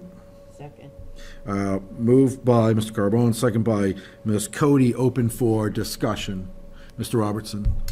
Yeah, I would speak against this. We've got another month to go. I'm also not sure of when our next deliveries are scheduled or if we have any outstanding bills, and the town administrator may be able to give us some insight with regard to that. We have outstanding bills and we haven't had full delivery of this month. Mr. Tibbetts? Also, starting December 1st, I mandate that Rhymes deliver every week here, just because we only have 4 330 tanks, and we cannot go much more than a week. If the weather breaks and we come off cold, we need a delivery every week. Sorry, Ms. Levesque? Do we have like I'm assuming like a contract bid with Rhymes, or? That's So correct. we already know. What our for price is. Till April or whatever, what the June, price is. June. June, okay. I don't know, I don't see fuel prices coming back up anytime soon enough to impact that. And you're looking at 2014 prices were through the roof. You've got all sorts of new producers online globally. You're hearing economists talk about oil crashing further. OPEC just had it out with themselves yesterday and said to hell with it, turn the spigots on, leave them on, do whatever you want. I don't see how we spend more than 2014 with a more energy efficient building. And I mean, we're talking 40% drop in fuel prices over the last couple of years. It takes some time to get back up there, even if you do. Even if you were to get back to 2014 levels, the time it would take to get there, most of the winter would likely be gone. So I think it's safe. I have to throw that out there. Further discussion? Mr. McGarry? What's our current price with Rhymes on a per gallon basis? Do you have it right? I can look it up, hold on.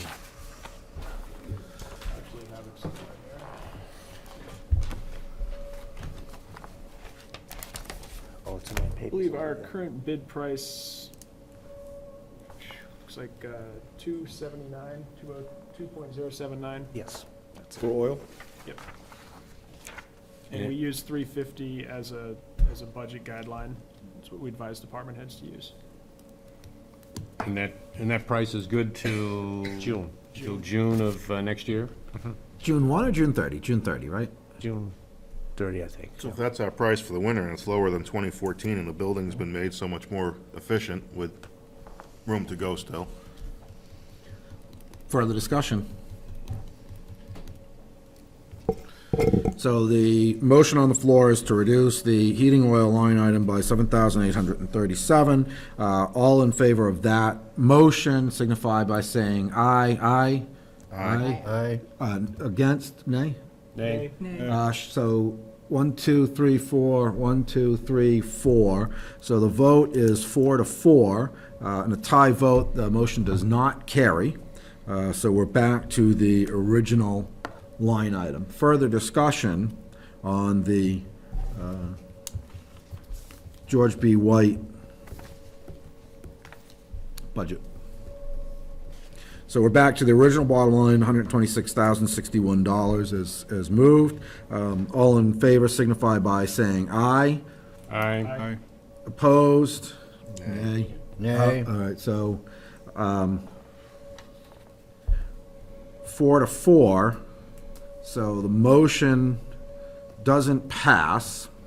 So, given that, we either need to sway somebody or we need another member. So I'm going to say that we can all go home and think on it. I'm going to move to table this until Tuesday, where hopefully we'll have an odd number of members and decide the point. So I'll move to table. I'll second that. Moved and seconded, non-debatable. All in favor of tabling George B. White till Tuesday, signify by saying aye. Aye. Opposed? So the table is 8-0. Town Hall, 19. I would move the town hall budget in the amount of $35,263. Second. Moved by Mr. Robertson, second by Mr. McGarry. Open for discussion. I would note that Mark Tibbetts manages the town hall for us as well. Just to like to know that every year we have an ongoing painting project. This year we did the two sides, the church side and the firehouse side. Last year, at the end of the year, I was able to encumber some money and we painted all the shutters and put them up. This coming year, we're planning to do the back side, to paint it, so that will complete the cycle and then we'll start it all over again. Every year we do one side. On this coming Tuesday, Dave Watmar is planning to install the two doors on the back side of the town hall that we had built. So that will be done, as well as we're planning to install a LED light in the front of the town hall up top that will be on a dusk to dawn eye, so we'll be coming on it at dusk and coming off at dawn. This winter, we're going to wait till after voting, because voting really does a job on the floor. So I've already got prices. We're going to paint the stools and the benches and the doors and the casings and the floor all over after voting's over, so it will look good for the 250th celebration this summer. Mr. Tibbetts, I'm sorry. The LED light, that's approved and going in or proposed? No, we're going to do it because we've had people concerned about it, but I just thought I'd bring it up that it is going to be done within the next week. So LED was selected because of its electrical efficiency? Right. And not burning out as well so fast. But there'll be what it is going to be security lighting for people coming in and out of the town hall at nighttime after they shut the lights off.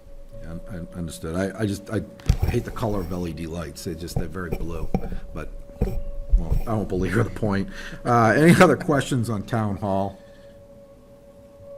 Is that light going to be located on what, Mark? It's going to, we're looking at it so it doesn't stick out and it keeps the town hall rustic look. So, you know the 5 spotlights way up above where you turn on? We're going to do away with that and put it up there. Oh, okay. Rustic LED, that's the first time I've heard those two go together. Now, does this address the issue you had brought Yes. up? Okay. You made I had a Carol very feeling it did, happy. but I just wanted to make sure. I just want to let everybody know that it has been addressed, and we met with the electrician this week, and hopefully it'll be done this coming week. Further discussion on town hall? Why the electricity increase? Because your 2014 actual was, More usage. The town hall is being used all the time. It is a busy building. Further discussion on town hall? Ms. Levesque? We replaced one of the furnaces over there last year, right? That's correct. Have you noticed a drop in the, or haven't we got to that season yet where the oil? We I don't know should. when you put that in, I don't remember. We should know that very shortly, but I can tell you that it's more efficient. Oh, It yes. doesn't make noises, and it doesn't break down every day. Good. Mr. Robertson? Yeah, I was going to note that I don't know about the decrease, but we have noticed an increase in heat, so that's a Yeah, good the sign. heat is much better and much quieter. Yeah, there's still some pretty good air conditioning in that building, though. I was visiting with Santa last weekend and sat next to one of the windows, and it still needs a little Talking work. about the windows, is there any plans for sometime in the future to get those windows repaired? Because so many of them, they don't work. You put them up and they fall down. Fran Menard had been working with somebody, looking at them and stuff, and trying to come up with what we could do next. It's an ongoing discussion, but it really hasn't came down to what do we do. But Fran has been working on that. Mr. Robertson? Yeah, I would note, I think that the next area along those lines that we're going to address is the front entryway, if I'm not mistaken, Right. Mark. Right. We lose a lot of heat out the front of the building, given the nature of the doors, either the small door and the handicap ramp staying open during events to allow people in and out, and those 240-pound front doors that your average person has difficulty wrestling with pose a problem too. So our next area of focus is going to be on the front entrance to the building and the doors.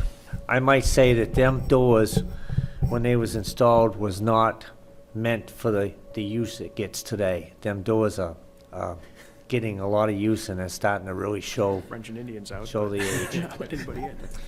For the record, though, those doors do not blow open when the wind blows. That is so true. Only when ghosts come in. Right, or out.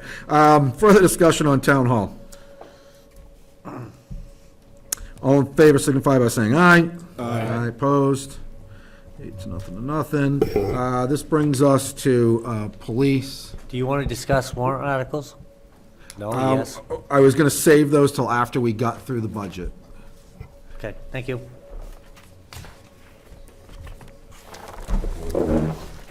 Unless it's the will of the committee to roll through some of them now, but my plan was to go through these. All right, police, number 24. Chief, I apologize. I didn't realize highway safety and emergency was yours. I forgot that. Oh, that's fine. Otherwise, I would have grouped them together to try No to problem. keep the time shorter. I've made a note for next year. That's the other thing I meant to say, and I forgot, is, the committee tries to accommodate all the people that are nice enough to come in and participate in this process, and we are always willing to entertain a request to reshuffle the agenda to meet people's particular needs. We're cognizant that it is a Saturday, and we don't want to make it any more tedious than it can be. But anyway, enough said. That brings us to police, which is on page 24. 25 actually has the bottom line, which I would move in the amount of $720,786. Second. Moved by Mr. Robertson, seconded by Mr. McGarry. Mr. Robertson? Yeah, I would note that the police chief is here with us and would be best able to respond to specific questions. Chief, do you want to go over any Sure. high points or anything first? Sure, I'll do that first, and Thank you. I'm sure there'll be a lot of questions afterwards. So my budget, as presented, represents an increase of about 7.8% from last year's, mainly attributable to personnel costs. I've been down a full-time position since January of this year, and also down 2 part-time positions. When we were going through the hiring process, I came in and presented to the board looking for another full-time position, which they permitted, so I ended up hiring 2 full-timers instead of 1, and then I eliminated 2 of the part-time positions. So that's the biggest increase, is in the personnel line because of that added full-time position. I did offset that a little bit by reducing the part-time line by $15,000. We increased our overtime line quite a bit, about 11.5. Since I've been here, the amount of money in there for overtime hasn't even come close to covering it. At this point in time for the year right now, we're over $26,000 in overtime. We've got just a little over $11,000 in there in that budget line. With the hiring of the additional full-time person, we talked about reducing that back down again. We decided to leave it the way it is right now because by the time, so the 2 new full-timers will be going to the academy in January. By the time they get done that and finish up their field training program, we won't be getting them on the road until probably the 1st of June. So it was kind of hard to evaluate how much overtime money we'd need. The plan is that next year, we'll be able to review that, and then the next budget, I anticipate being able to cut that back some. Beyond that, you see an increase in the retirement line of almost $13,000. Of course, we don't have any say in that. And that's about it for the personnel stuff. Beyond that, as you look through the rest of the budget, there's a little increase in the computer technology line. We had some new backup software that we needed to purchase for our server. $3,600 increase in our contract line, which is attributable to an increase in fees from our police prosecutor.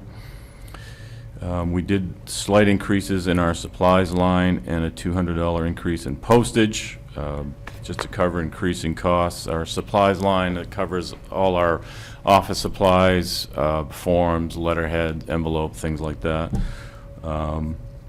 Beyond that, so the board changed the price of our gas from $4 a gallon down to $3.50 a gallon. What I did was I took $4,000 out of the gas line. I redistributed it to different line items in the budget to include $1,300 to vehicle maintenance. Vehicle maintenance for 5 cars was at $5,700. I'm at $63 right now. And we always seem to get these huge repairs at the end of the year. And that also covers the cost of purchasing and replacing tires for all 5 cars, to include summer tires and winter tires. That comes out of that line. And again, redistributing the money from the gas. $500 went to computer technology. I added another $700 to ammunition and firearms. Due to the added position and the fact that 2 of them going to the academy, we have to send them out with 2,500 rounds of ammo each, which really takes a huge bite out of that line all at once. I added $1,000 to miscellaneous line. Miscellaneous line covers a lot of different things. Most importantly, probably, is lab testing, which takes a big bite out of that. And also psychological exams, medical exams, polygraph exams, things of that nature when we're doing a hiring process. So we are like almost 3 times over right now for what we have in there. And then I threw another $500 in the uniforms line because of that added position as well. So that's pretty much most of the changes right there, and I'd be happy to answer any questions for you. Lab testing's mostly drug testing for You got it, yes. qualification? Yes, that's correct. Mr. Robertson? Yeah, among other things, I would note that Deerfield has not escaped the national trend, and I believe we're seeing a significant increase in drug activity in town that is directly involving the police to a much larger degree than it has in past years.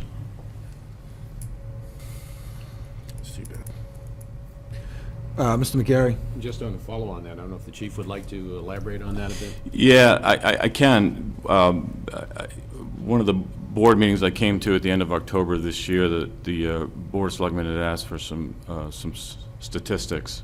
And so I brought some in, and basically all I did was I compared it to last year, the same time frame, January 1st through, this actually went through October 23rd. So that same time for 2014 and 2015. And just to kind of give you an idea, you know, we saw a 17% increase in calls for service, 62% increase in arrests, overall arrests, 350% increase in drug arrests this year, 8% increase in traffic accidents, 23.5% increase in motor vehicle stops, 200% increase in citations, 14% increase in warnings. So, I'm sorry. Can I don't mean to interrupt. That's okay. So, you had a 400% increase in drug arrests, right? Drug arrests, correct. What's the order of magnitude? Did we go from 1 to 4, or is it a significantly larger number? Not, well, you know, it's, you know, we had 10 drug arrests in 2014, and we're up to, well, it's more than that now, but this was 45 at the time. Okay, thank you. I just wanted to get a feel. I know, for the 350 size. sounds like a lot. Well, But it is and quite it a bit. is, it is. It is a lot. And I think, you know, once, to be fully staffed, we haven't been fully staffed in a long time. And I think once we reach that point, I think you'll see that, I mean, guys are out there doing their jobs, they're working, and I think you'll see that go up more. I think that we miss a lot of things. Mr. Robertson? Yeah, I would note that the Board of Selectmen supported the police chief in the move to add the additional officers as opposed to part-time, and in doing that, we looked at the schedule, listened to the chief, and went back to a meeting of a few years ago where the town made it very, I believe it was at the second to last or last town meeting that we had, the town made it very clear that they wanted 24-hour coverage from the police department. As I recall, the vote was nearly unanimous with possibly 2 or 3 people voting in opposition to that. So the Board of Selectmen supported this handily because we want to make a good faith effort to provide 24-hour coverage, which was difficult, both being down folks and also with part-timers. Part-time police officers are almost always full-time police officers somewhere else. So you have to be very creative in scheduling them, and lots of times you don't get them when you need them. You get them when they're available, and consequently you don't use them. So that was the board's reason for supporting the personnel changes. And it also costs pretty much as much to outfit. You have to outfit them the same way you do a full-timer. There's still a lengthy training period with a part-timer. It just made more sense to kind of eliminate that a little bit and go with a full-time position to get that coverage. We have a lot of gaps in there, mostly during the daytime, where there's really nobody out there actively patrolling. I mean, we have our detective in here in the daytime who's busy working on the investigative side of things, so we don't actually have a patrol car out there. He's reactive. He gets a service call and he goes out and does it. So, you know, we're missing a lot of that active patrol time out there, that preventive patrol. So again, I'm not advocating for or against, I'm just giving numbers that the change in the proposed change in police personnel does represent 1.16% of the budget and 1/5 of the increase over last year's number, just as a working point. One of the concerns that I had and voiced, I think, fairly early in the process was that there was a time when the department tried to unionize, and there were some questions with that, and I would prefer a non-unionized police department. I won't hide that. And so I asked Selectman Robertson to check into if the hiring of the full-time officers proposed in this budget would put the police staff, policeman population at a population large enough to be able to unionize under I think it's New Hampshire RSA that governs that, and he sent back an email saying that it would not. It would still keep us under that cap, and so based on, yeah, Mr. Robertson, please. And I would just note that the Board of Selectmen does not strategically hire or base our department staffing on the threat of unionization or not. We're clearly basing that on what we feel the safety needs of the town. And I don't doubt that. I'm the one that's actually asking the question relative to unionization. So I will assume that the answer I got is factual and correct. So based on that, I'll yield to Ms. Levesque. How many full-time officers will we have after they get through the training? Including myself, 8. And how many part-time will we have left? 2. Two. Now, does that allow us to have, with the additional officers, does that allow us to have a patrol car during the day? It does, yes. Good. Mr. Robertson. Yeah, and I would note, one of those part-time is Glenda. That's correct. My administrative assistant is also a part-time Right, officer. so it's not necessarily an extra part-time body there. So Glenda is one of the 2 part-timers? She is. That's listed. So really, it's 1 part-time officer then? Correct. Okay, and because Glenda's not a policeman. Yeah, well, yes, she is. She is, okay. Yeah, she's a part-time police officer, so. Okay. Which, quite frankly, so she's our administrative assistant that comes in uniform on those days that Okay. there's nobody around and, divides her duties between being the secretary and answering calls for service, which is just, it's not a great way of doing business. Understood. I just wanted to make sure we're clear on that. Further discussion on the police budget?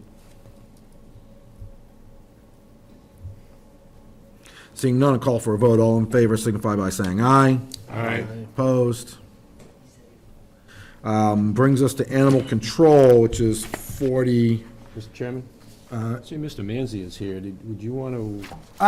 Sorry, I didn't see. Actually, can we just do animal control since it's the police chief, and then we'll jump to We voted to delay it till Right. Tuesday. Table till Tuesday. animal control? No. Oh, Parks and Rec. Rec. Oh, yeah, I'm sorry. The Parks and Rec got tabled till Tuesday, Joe. So, yeah, we're not moving them up. We're actually moving you out. I apologize. With that, it got tabled earlier. All right, please. There's Better than TV, right? there's banana bread up at the table. Please help yourself. It's fantastic. Please, anybody that wants some. Now I'm all off balance. Animal control, 49. I would move the animal control budget in the amount of $10,602. second. Move by Mr. Robertson, seconded by Mr. McGarry. Open for discussion. So we had taken this up previously. There was a motion to reduce the part-time employee line by 50, reduce it. Now, I don't remember. I'd have to look back at my notes. It was either to reduce by 1,500 or to 1,500. It was to reduce by 1,500 to bring it to $5,600. There was a motion to table because you weren't present, and we wanted you to have the opportunity to speak. I would agree to that. I don't see a problem with that. We used to have 2 people doing this job. We eliminated one of those, and so that really never got adjusted. And that's why we decreased the phone line by $320 this year as well, because we've only got that one person. So I think we would be fine with that. I don't have any problem with that. Further discussion on the motion to reduce line 01.4414.01.111, part-time employee for animal control, reducing it by $1,500 to $5,600. Further discussion on that motion? Giovanelli? Now, forgive me, because I don't know animal control, as I'm sure a specialty, because I can't imagine all dogs or whatever other critters you could encounter in Deerfield are easy to deal with. But is that the type of thing that the officer on duty can do? I mean, if you have a general police officer The Can officer. any police officer handle that situation with maybe one person in the department having a specialty with animal control issues that could be on call if it was something extraordinary? That actually does happen. Okay. The simple things like a loose dog or a barking dog or something like that, the police officers do handle from time to time, but that's really not the majority of what the animal control officer does. And she's back here if you'd like to. If you'd like to get more specifics on it, but in this town, there are most of the calls go beyond the barking loose dog call. Yeah, I can imagine. And so it is a lot more specialized, and we don't have police officers trained as animal control officers. Can you flesh out what it is beyond loose and barking dogs? Is this dog-on-dog violence, dog-on-people violence, dog-on-wild animal violence? Yes. It's all that stuff, I can help right? you with that too, Kevin. Please, Mr. Robertson. Over the 15 years or so that I've been a selectman, we have dealt with numerous pigs in the downtown area that fell off a truck. We have dealt with large steers that refuse to get out of the road at night.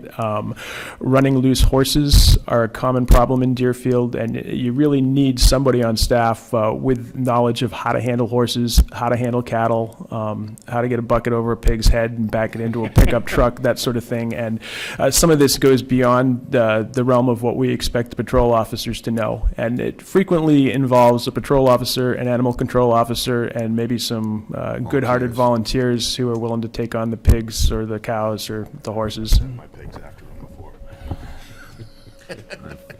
I've rounded up cows before in Pembroke. Okay, so the motion is to reduce the part-time line by $1,500. It is supported by the chief. If there's no further discussion on that motion, or is there? Call for a vote. All in favor signify by saying aye. Aye. Opposed? 8-0. So that brings us back to the bottom line, which now would be $9,102. Is there further discussion on animal control? Then I'll call for a vote. All in favor signify by saying aye. Aye. Opposed? 8-0. That brings us up to executive, which is number 1. I would move the 2016 executive budget in the amount of $7,461. Second. Moved by Mr. Robertson, seconded by Mr. McGarry. Open for discussion, Mr. Robertson. Yeah, I would note that these are the stipends for the selectman, the treasurer, and the trustee of the trust funds. And it is the same as it has been for a number of previous years.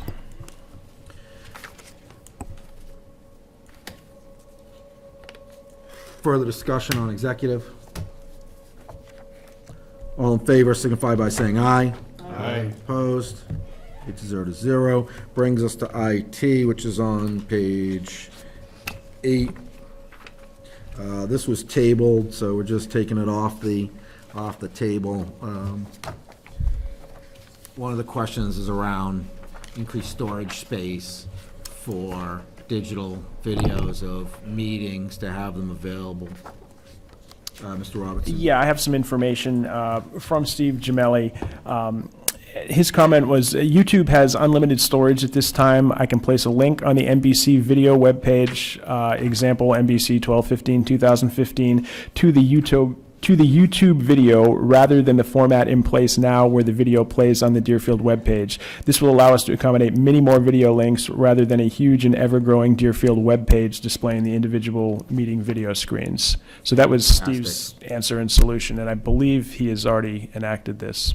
Is there any risk to that? I mean, it sounds Probably. great, but I just can't think that inherently there's something we might be missing as far as. I will speak to it. So the videos are public record.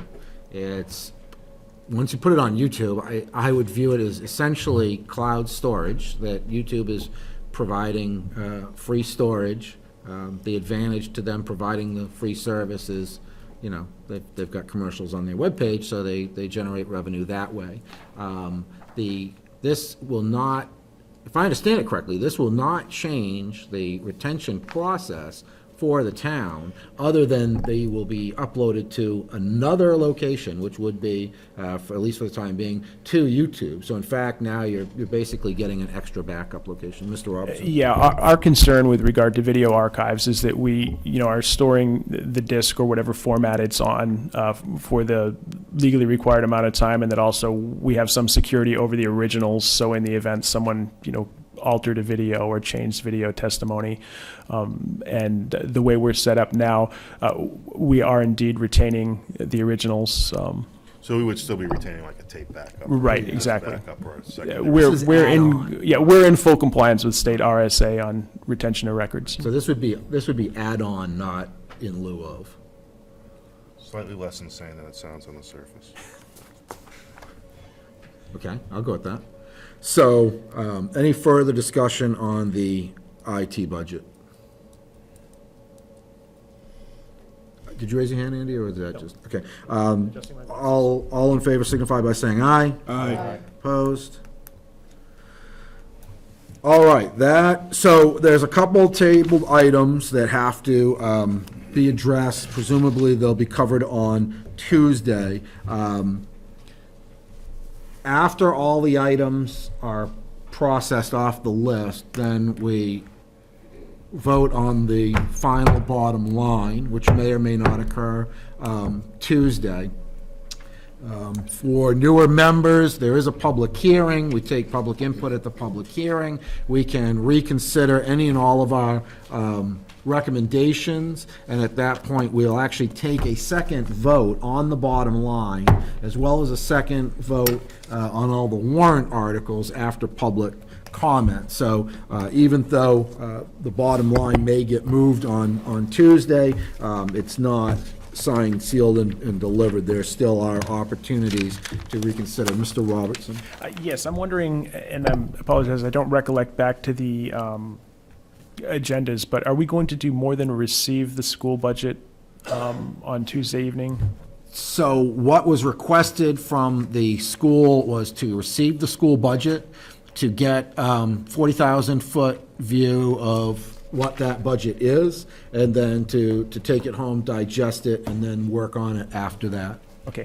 The reason for my asking is that a couple of the town folks have requested, if possible, that they be allowed to wrap up the town budget on Tuesday prior to the school budget presentation, and I didn't know if that's... We like to request take be things considered. in order, and so since we began with the town budget, I would assume that we would move through those items first, that would be placed ahead of the school budget, that agenda be reshuffled. Unless somebody's got an opposition to that, there's only a couple of loose ends. That's my thinking. So, Okay, great, thank you. so yeah, that's, I think that's what should be, I won't be here, but that's what I would recommend that we do, or you do. So we've got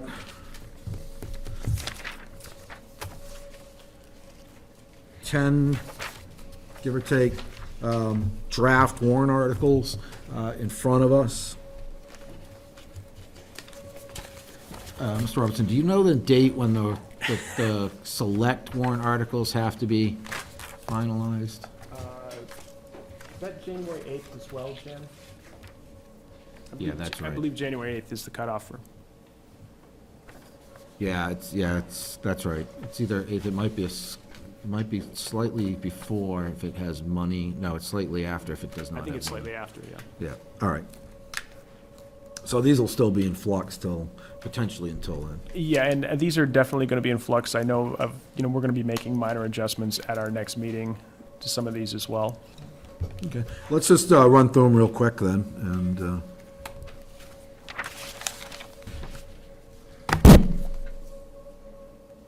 Actually, which page do you have? The second one. Okay, good. Do you want me to run through them, Kevin, or? yeah, if you don't mind. I don't know. Okay, the first warrant article that we have here is to see if the town will vote to raise and appropriate the sum of $375,000 for the purchase of a new fire department tanker. And this is in keeping with the fire chief's replacement plan. I believe the fire chief is still here. If we've got specific questions you'd like to direct to him. Do you want to make any comments, Mark? Yeah, I just like a couple comments. Certainly, please. Actually, Mark is probably able to comment on at least 2/3 of these warrant articles as we move through them, so. All right, we won't let him stray far then. The tanker is, the current tanker is a 1987. It's 28 years old. It's getting tired. It's the primary piece, all mutual aid as well. It goes to about all calls in Deerfield. Our new engine is, we're going to be paying that off in 2016. And what the purpose of this, we have $100,000 right now in our capital reserve for equipment. And the thing about it is we'll just roll over the lease purchase right over from the engine to the tanker. I have $59,000 right now taken out. It's in my budget for a lease purchase, so it's not going to cost the townspeople any more money for the tanker versus the engine, so it's just a rollover, and it keeps up replacing the equipment.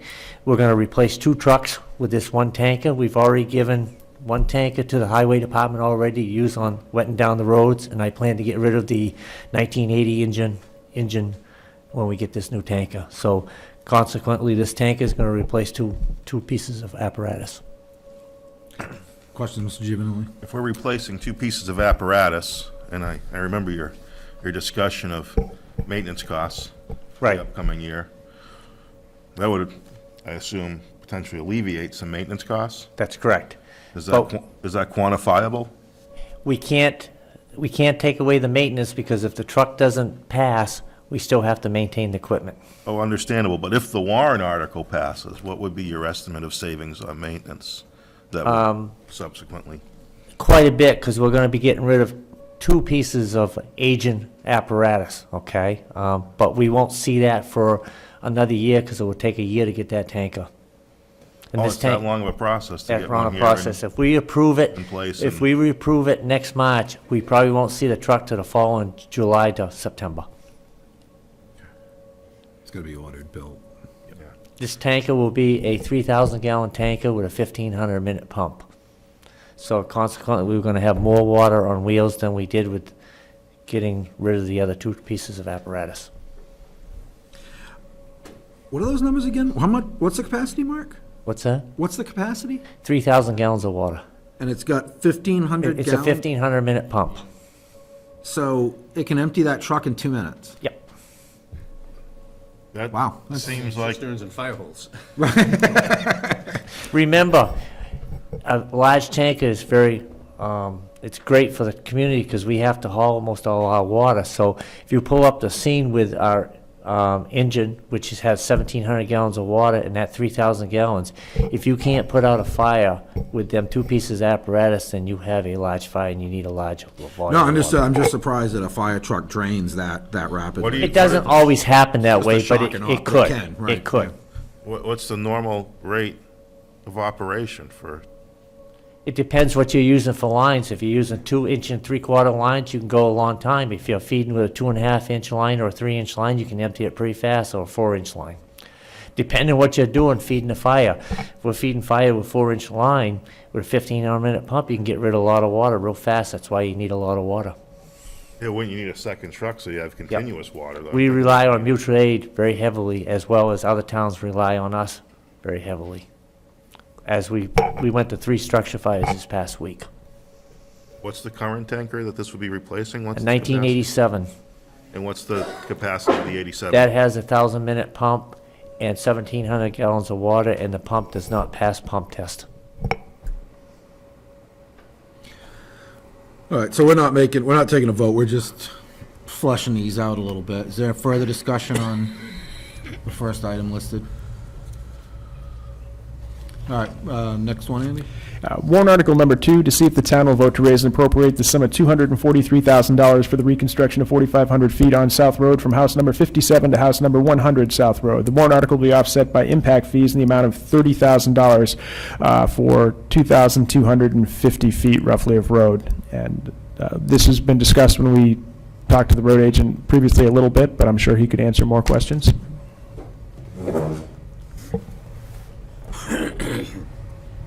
Mailbox likes this guy. That's for that section of South Road that we discussed earlier. Yeah. South Road is one of the most traveled roads in town, and it's actually been on the road reconstruction list before I became the highway agent, so. I've already said my piece on this. Any further discussion? Mr. McGarry?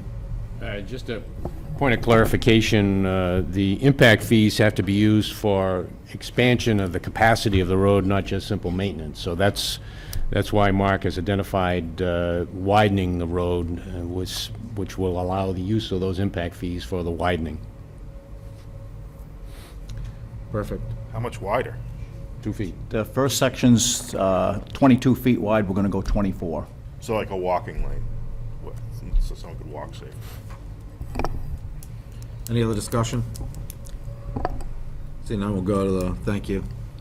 Go to the next one. Yeah, warrant article number 3 is proposed is to see if the town will vote to establish a winter road maintenance expendable trust fund per RSA 31:19-A for the purpose of managing winter weather, including but not limited to plowing, removing snow, sanding, and chemically treating streets, and otherwise responding to hazardous road conditions related to winter weather, and to raise and appropriate $75,000, put the fund with a cap of $100,000, with this amount to come from fund balance. Further, to name the Board of Selectmen as agents to expend. Am I looking at the wrong sheet, or did we skip You one? just read 2 very fast. Thank you, Andy. Oh, is that? All that for a skip. No, that's fine. Let's do number 4, because that was some very good. That was awesome. I apologize, I have I actually have 4 versions of warrant article in my folder, so. So any question on this? I mean, we've covered some of these previously. Is there any further discussion about It's just essentially an attempt by the road agent to make the budgeting process a little easier and a little clearer, particularly at the end of the year, and hopefully bring a little honesty to budgeting so we don't have to clear out all the other lines in order to get through the winter. further discussion? Can we bump up to 3? We can, to see if the town will vote to raise and appropriate the sum of $80,000 for the purpose of replacing windows, siding, doors, sheetrocking, and energy improvements to the remaining outside walls of the George B. White Building from the rear corner near tennis courts towards pizzeria, including storefront area to double entranceway, as well as the abutting wall. And Mark Tibbetts would be best able to speak to this. We've been on a 6-year plan, and we, instead of making this a 2-more-year plan where it entails the back wall and side wall, we figured that it would be best to try to do it all in 1 year to finish up the entire building on the outside walls. Will this have an impact on the lease rates for the businesses occupying? If they're nicer, if they're leasing a nicer space, they should be paying a nicer rate. Mr. Robertson. Yeah, at this point, we haven't contemplated adjustment of the rates, but we do indeed revisit the rates that are charged. We also calculate what we benefit by having town office space and floor space in the building as well. As I said, we haven't done that yet, but that may well be a component going forward. Further discussion, George B. White. Number 5, Andy, please.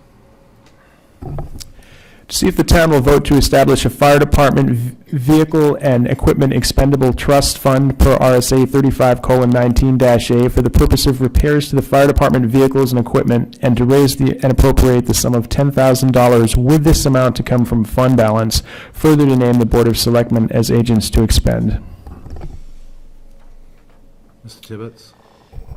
The last few years, I've had a lot of maintenance on the vehicles. And every time it comes out of my budget, and at the end of the year, I'm in trouble. It's unavoidable. So we figured we'd come up with this plan and this capital reserve to have for emergency repairs if something went bad on the trucks, like a pump or whatever. If we have to repair 2 years ago, we had to repair the pump when it blew on a pump test. That was $11,000. 2 years prior for that, the other engine, the pump test failed, and the pump test, that was $7,000, so it's unavoidable. So we need some backup to have some money in case something does happen. Further discussion? What would replenish the funds if they were used? Potentially another warrant article, but we have no other plan at this time. Further discussion? Go to 6 then? To see if the town will vote to raise and appropriate the sum of $63,079 for the purpose of re-roofing the 3rd section of the George B. White Building. And Mr. Tibbetts has given us some understanding of what he intends to do there in which section, but I'm sure he could answer any more questions. During my budget presentation, that's the roof that's, after we have this one repaired next week, is the real problem. This is where all the backup happens in the wintertime, the water in the parks and recs, all around in the pizza place. It's gone beyond its life expectancy. It was built in 1970, and we really we need to replace this roof, because this is the last of the problems.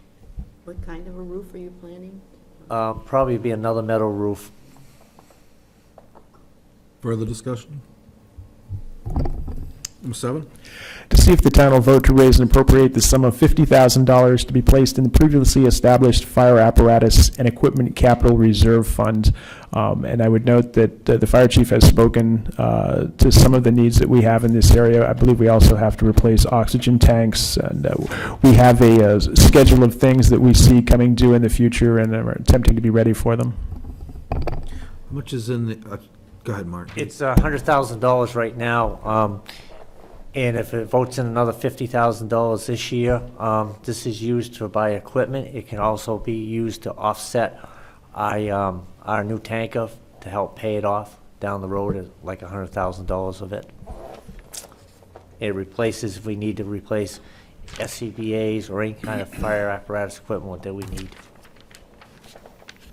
Further discussion? Why wouldn't it be part of warrant article number 1? Why wouldn't that one and the first warrant article be rolled together?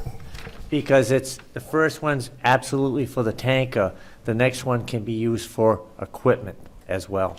If something breaks down, something has to be replaced. So it's Fire apparatus stuff is very expensive. It's not like a $10,000 sale. If something goes wrong, it's big expense. It's basically to keep it, to make the choices to the voters clean and sharp. So the first one is the tanker truck, period. The next one is just to have This one is somebody for apparatus. So if you bundle them together and it fails, then you don't have either one, and it allows the voters to Well, we've potentially already pick bundled priorities. them together in the fund. So, And they're back separate here, funds. many years ago, we started this fund, and that's how we had so much put away for the engine when we went and bought the engine also. If they do end up in the same trust fund, because the warrant article specifically speaks to a tanker, that's all they can use the money for. The trustees of the trust fund will not release the money for any other cause, because they have to go back to the language of the warrant article to make sure that it meets the requirements. So even if the monies are commingled, they're just sitting in a neutral account, but they can't be moved around. That would bring us to number 8 on the next side. If there's no further. To see if the town will vote to raise and appropriate the sum of up to $25,000 to be placed in the previously established municipal government buildings expendable trust fund, said funds to come from surplus, no amount to be raised from taxation. Those of you familiar with budget presentations of past know that we experienced things like leaking roofs, broken pipes. We've replaced a few furnaces. We've had to scramble to find the money for that. We've got some old buildings. There's typically always something over the course of particularly the winter that ends up needing to be fixed, and this is an attempt to have the money on hand to do that. What's the current balance in that fund, do you know? I do not, but I would assume that the town administrator does.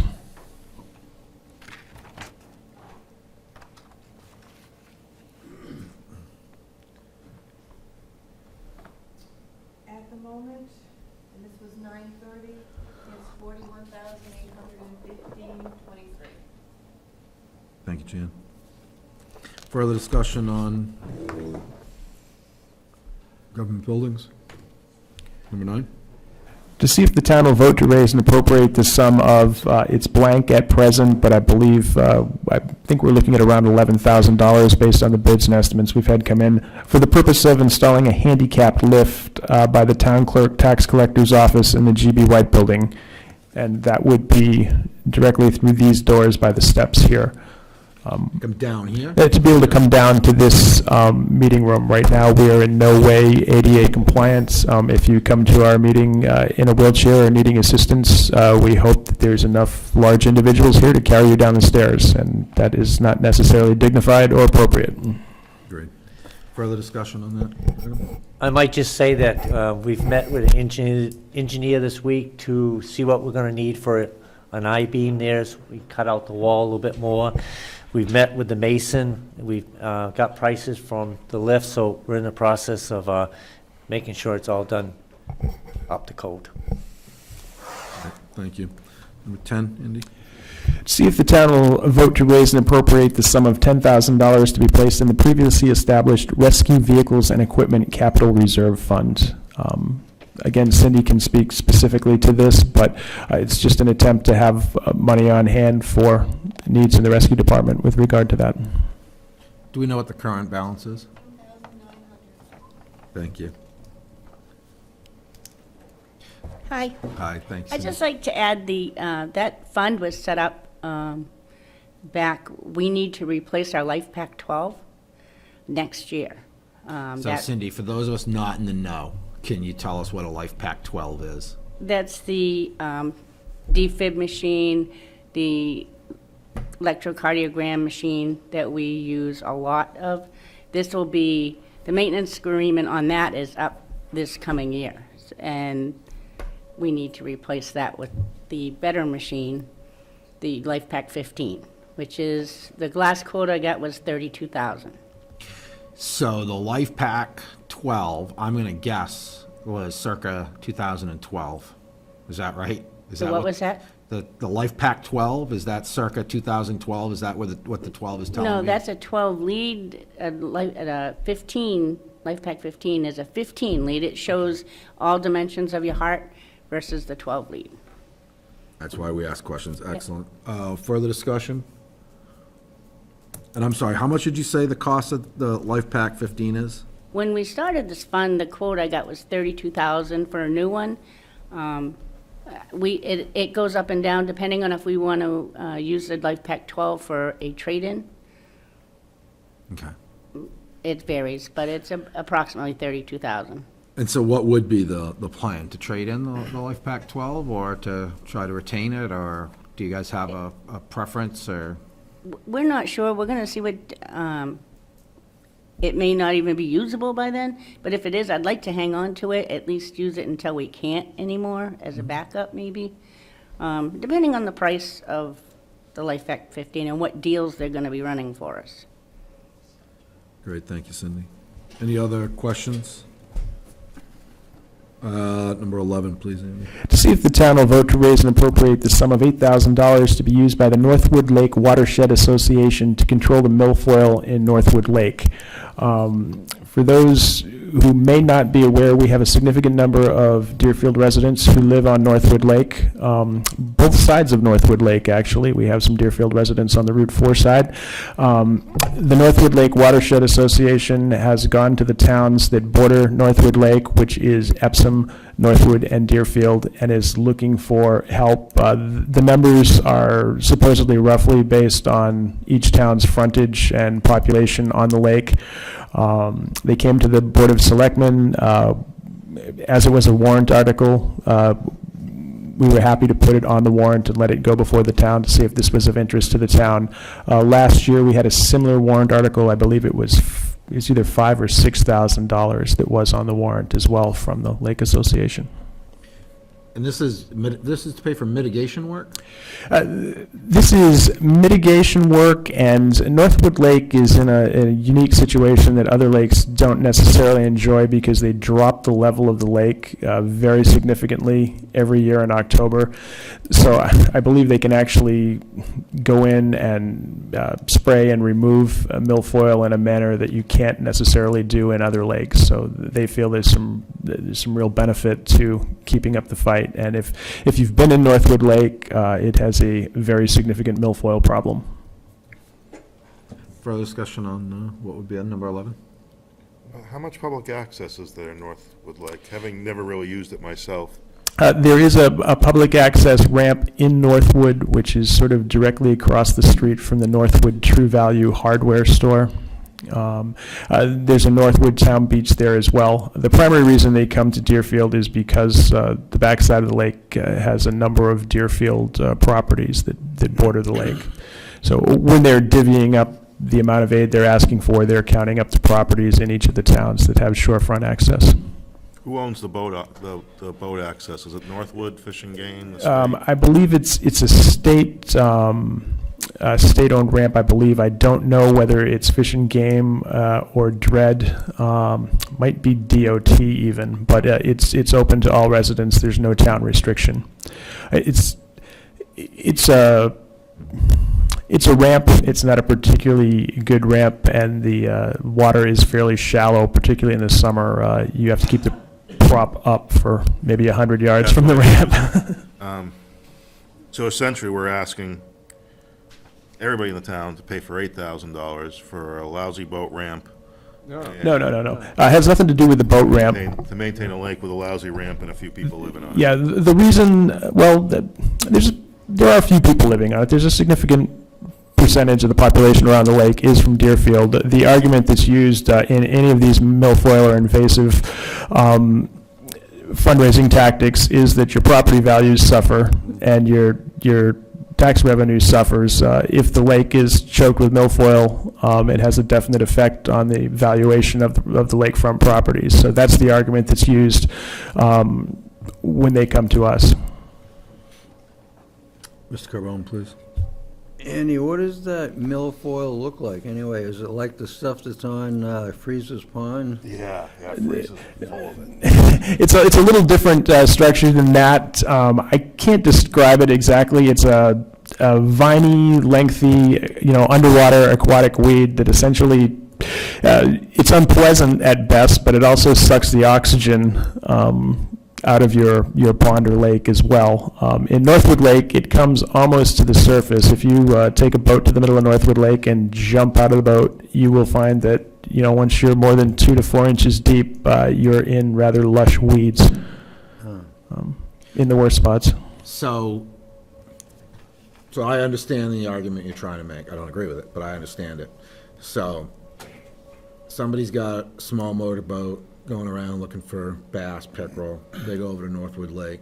Then they come There's to no Pleasant. luck. They come over to Pleasant Lake, They spread put their boat in, and now they've brought milfoil in. So it is a Essentially, question. we It's a gotta spend question. money to head off the irresponsible boat owner that can't take a hose of their crap in between lakes, is what it comes down to. That could be a way to view it. But anyway, further discussion on, Mr. McGarry. Yes, Mr. Chairman, I believe we receive quite a bit of tax revenue from those properties that are in Deerfield that have frontage on Northwood Lake, and I was wondering if the assessing department could end up coming up with a number like that, just to answer that question, just to show how much revenue we actually get from a Northwood Lake and how much that might be impacted if we have a significant problem, the problem gets worse with regard to milfoil.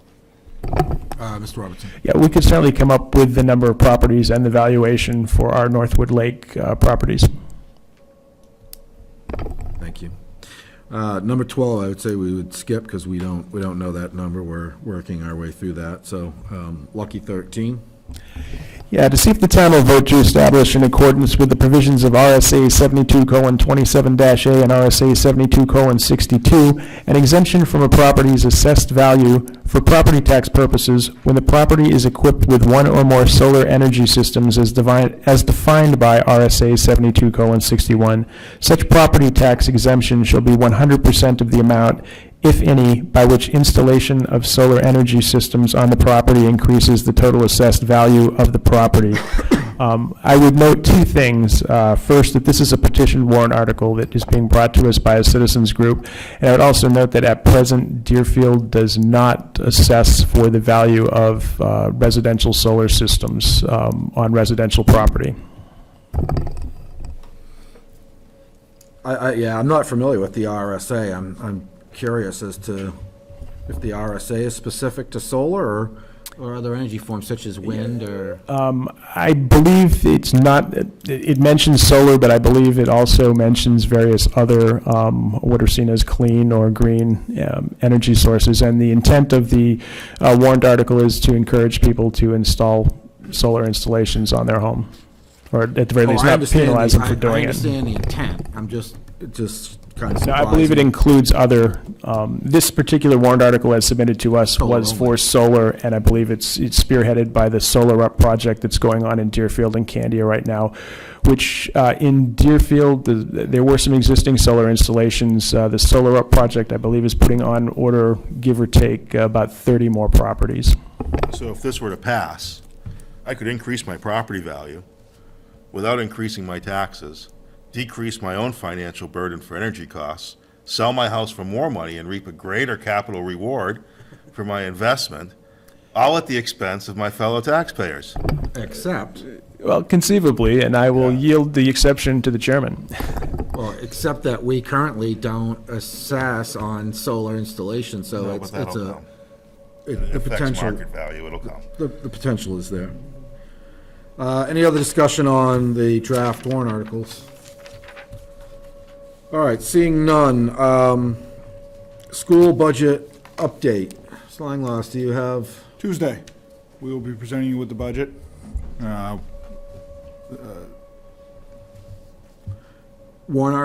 Proposed warrant articles? We've just started discussing warrant articles. So they'll come a little later? Yes. Okay, and proposed new teacher contract, That is in the works as well. will that be presented on Tuesday, or is that still in flux? That is still in flux, I believe. It is, okay. Anything else? That's it. Music, great, thank you. Any old business? Any new business? Citizen comments? Ms. Katie, if you could go to the microphone.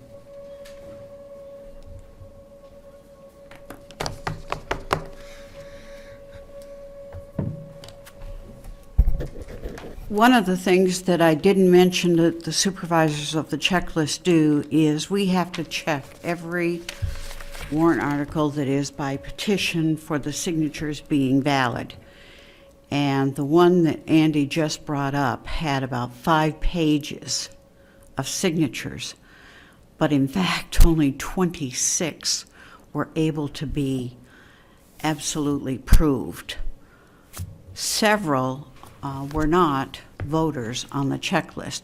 So I'm only using this to ask that everybody that get petitions, please make sure to ask, are you a registered voter?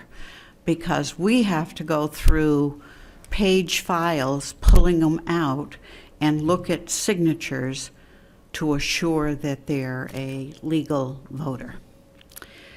The other things, I think I will wait till the public hearing, other than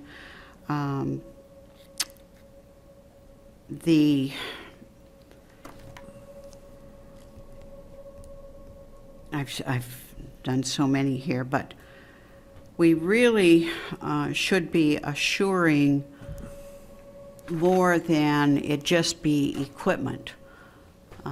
For instance, in the fire department budget, where they put money in for equipment, could the fire chief buy himself a new blazer? Yet, as a warrant article, that's been voted down by the people. So, should that be something that is more specific when it's written up, that it would not be to buy a vehicle? Thank you. And I've spoken to citizen petition warrant articles, and the minimum threshold for a Deerfield is 25 signatures. That is, of course, 25 signatures of registered voters that are residents, voters of Deerfield, as double-checked by the supervisors of the checklist. So that is an important note for anybody that does seek to petition local government. That brings us to the... Chairman? Yes, please, Mr. Barry, please have a seat. I wasn't here on time to hear, but could I possibly ask why the Parks and Rec was tabled for today? Yeah, please, Mr. Manzi wasn't present at the time. And Miss Hopkins wanted to be present during the presentation, and she had other commitments, so she made a motion to table. It was seconded, and the vote carried. My comment would be that the majority of the board is sitting here, and an appointment was made for the Parks and Rec Department to be here to help talk about it. And for one person, we've inconvenienced the Parks and Rec people who came here today, and they're not going to be able to be here Tuesday night. Just a comment. Thank you. Yeah, duly noted. The process, however, is if there's a motion to table with a second, it's non-debatable and it carried by a majority vote, so. Well, the board, if you have another comment, if you could go to the mic, it would be appreciated. Ms. Hopkins left at the break at 10:30, and that was not noted in the minutes. I know she was excused, but I feel that it should always be noted when a member leaves, because your vote changed from 9 to 8. No, it was noted. We took a fresh roll call when we reconvened after the recess, so there is a fresh roll call afterwards. Any more citizen comments? Then I would entertain a motion to adjourn. Make a motion to adjourn? Moved by Mr. Langlois, second by Mr. McGarry. All in favor signify by saying aye. Aye. Thank you. I'll see, well, you'll all meet again on Tuesday. Why did they say something?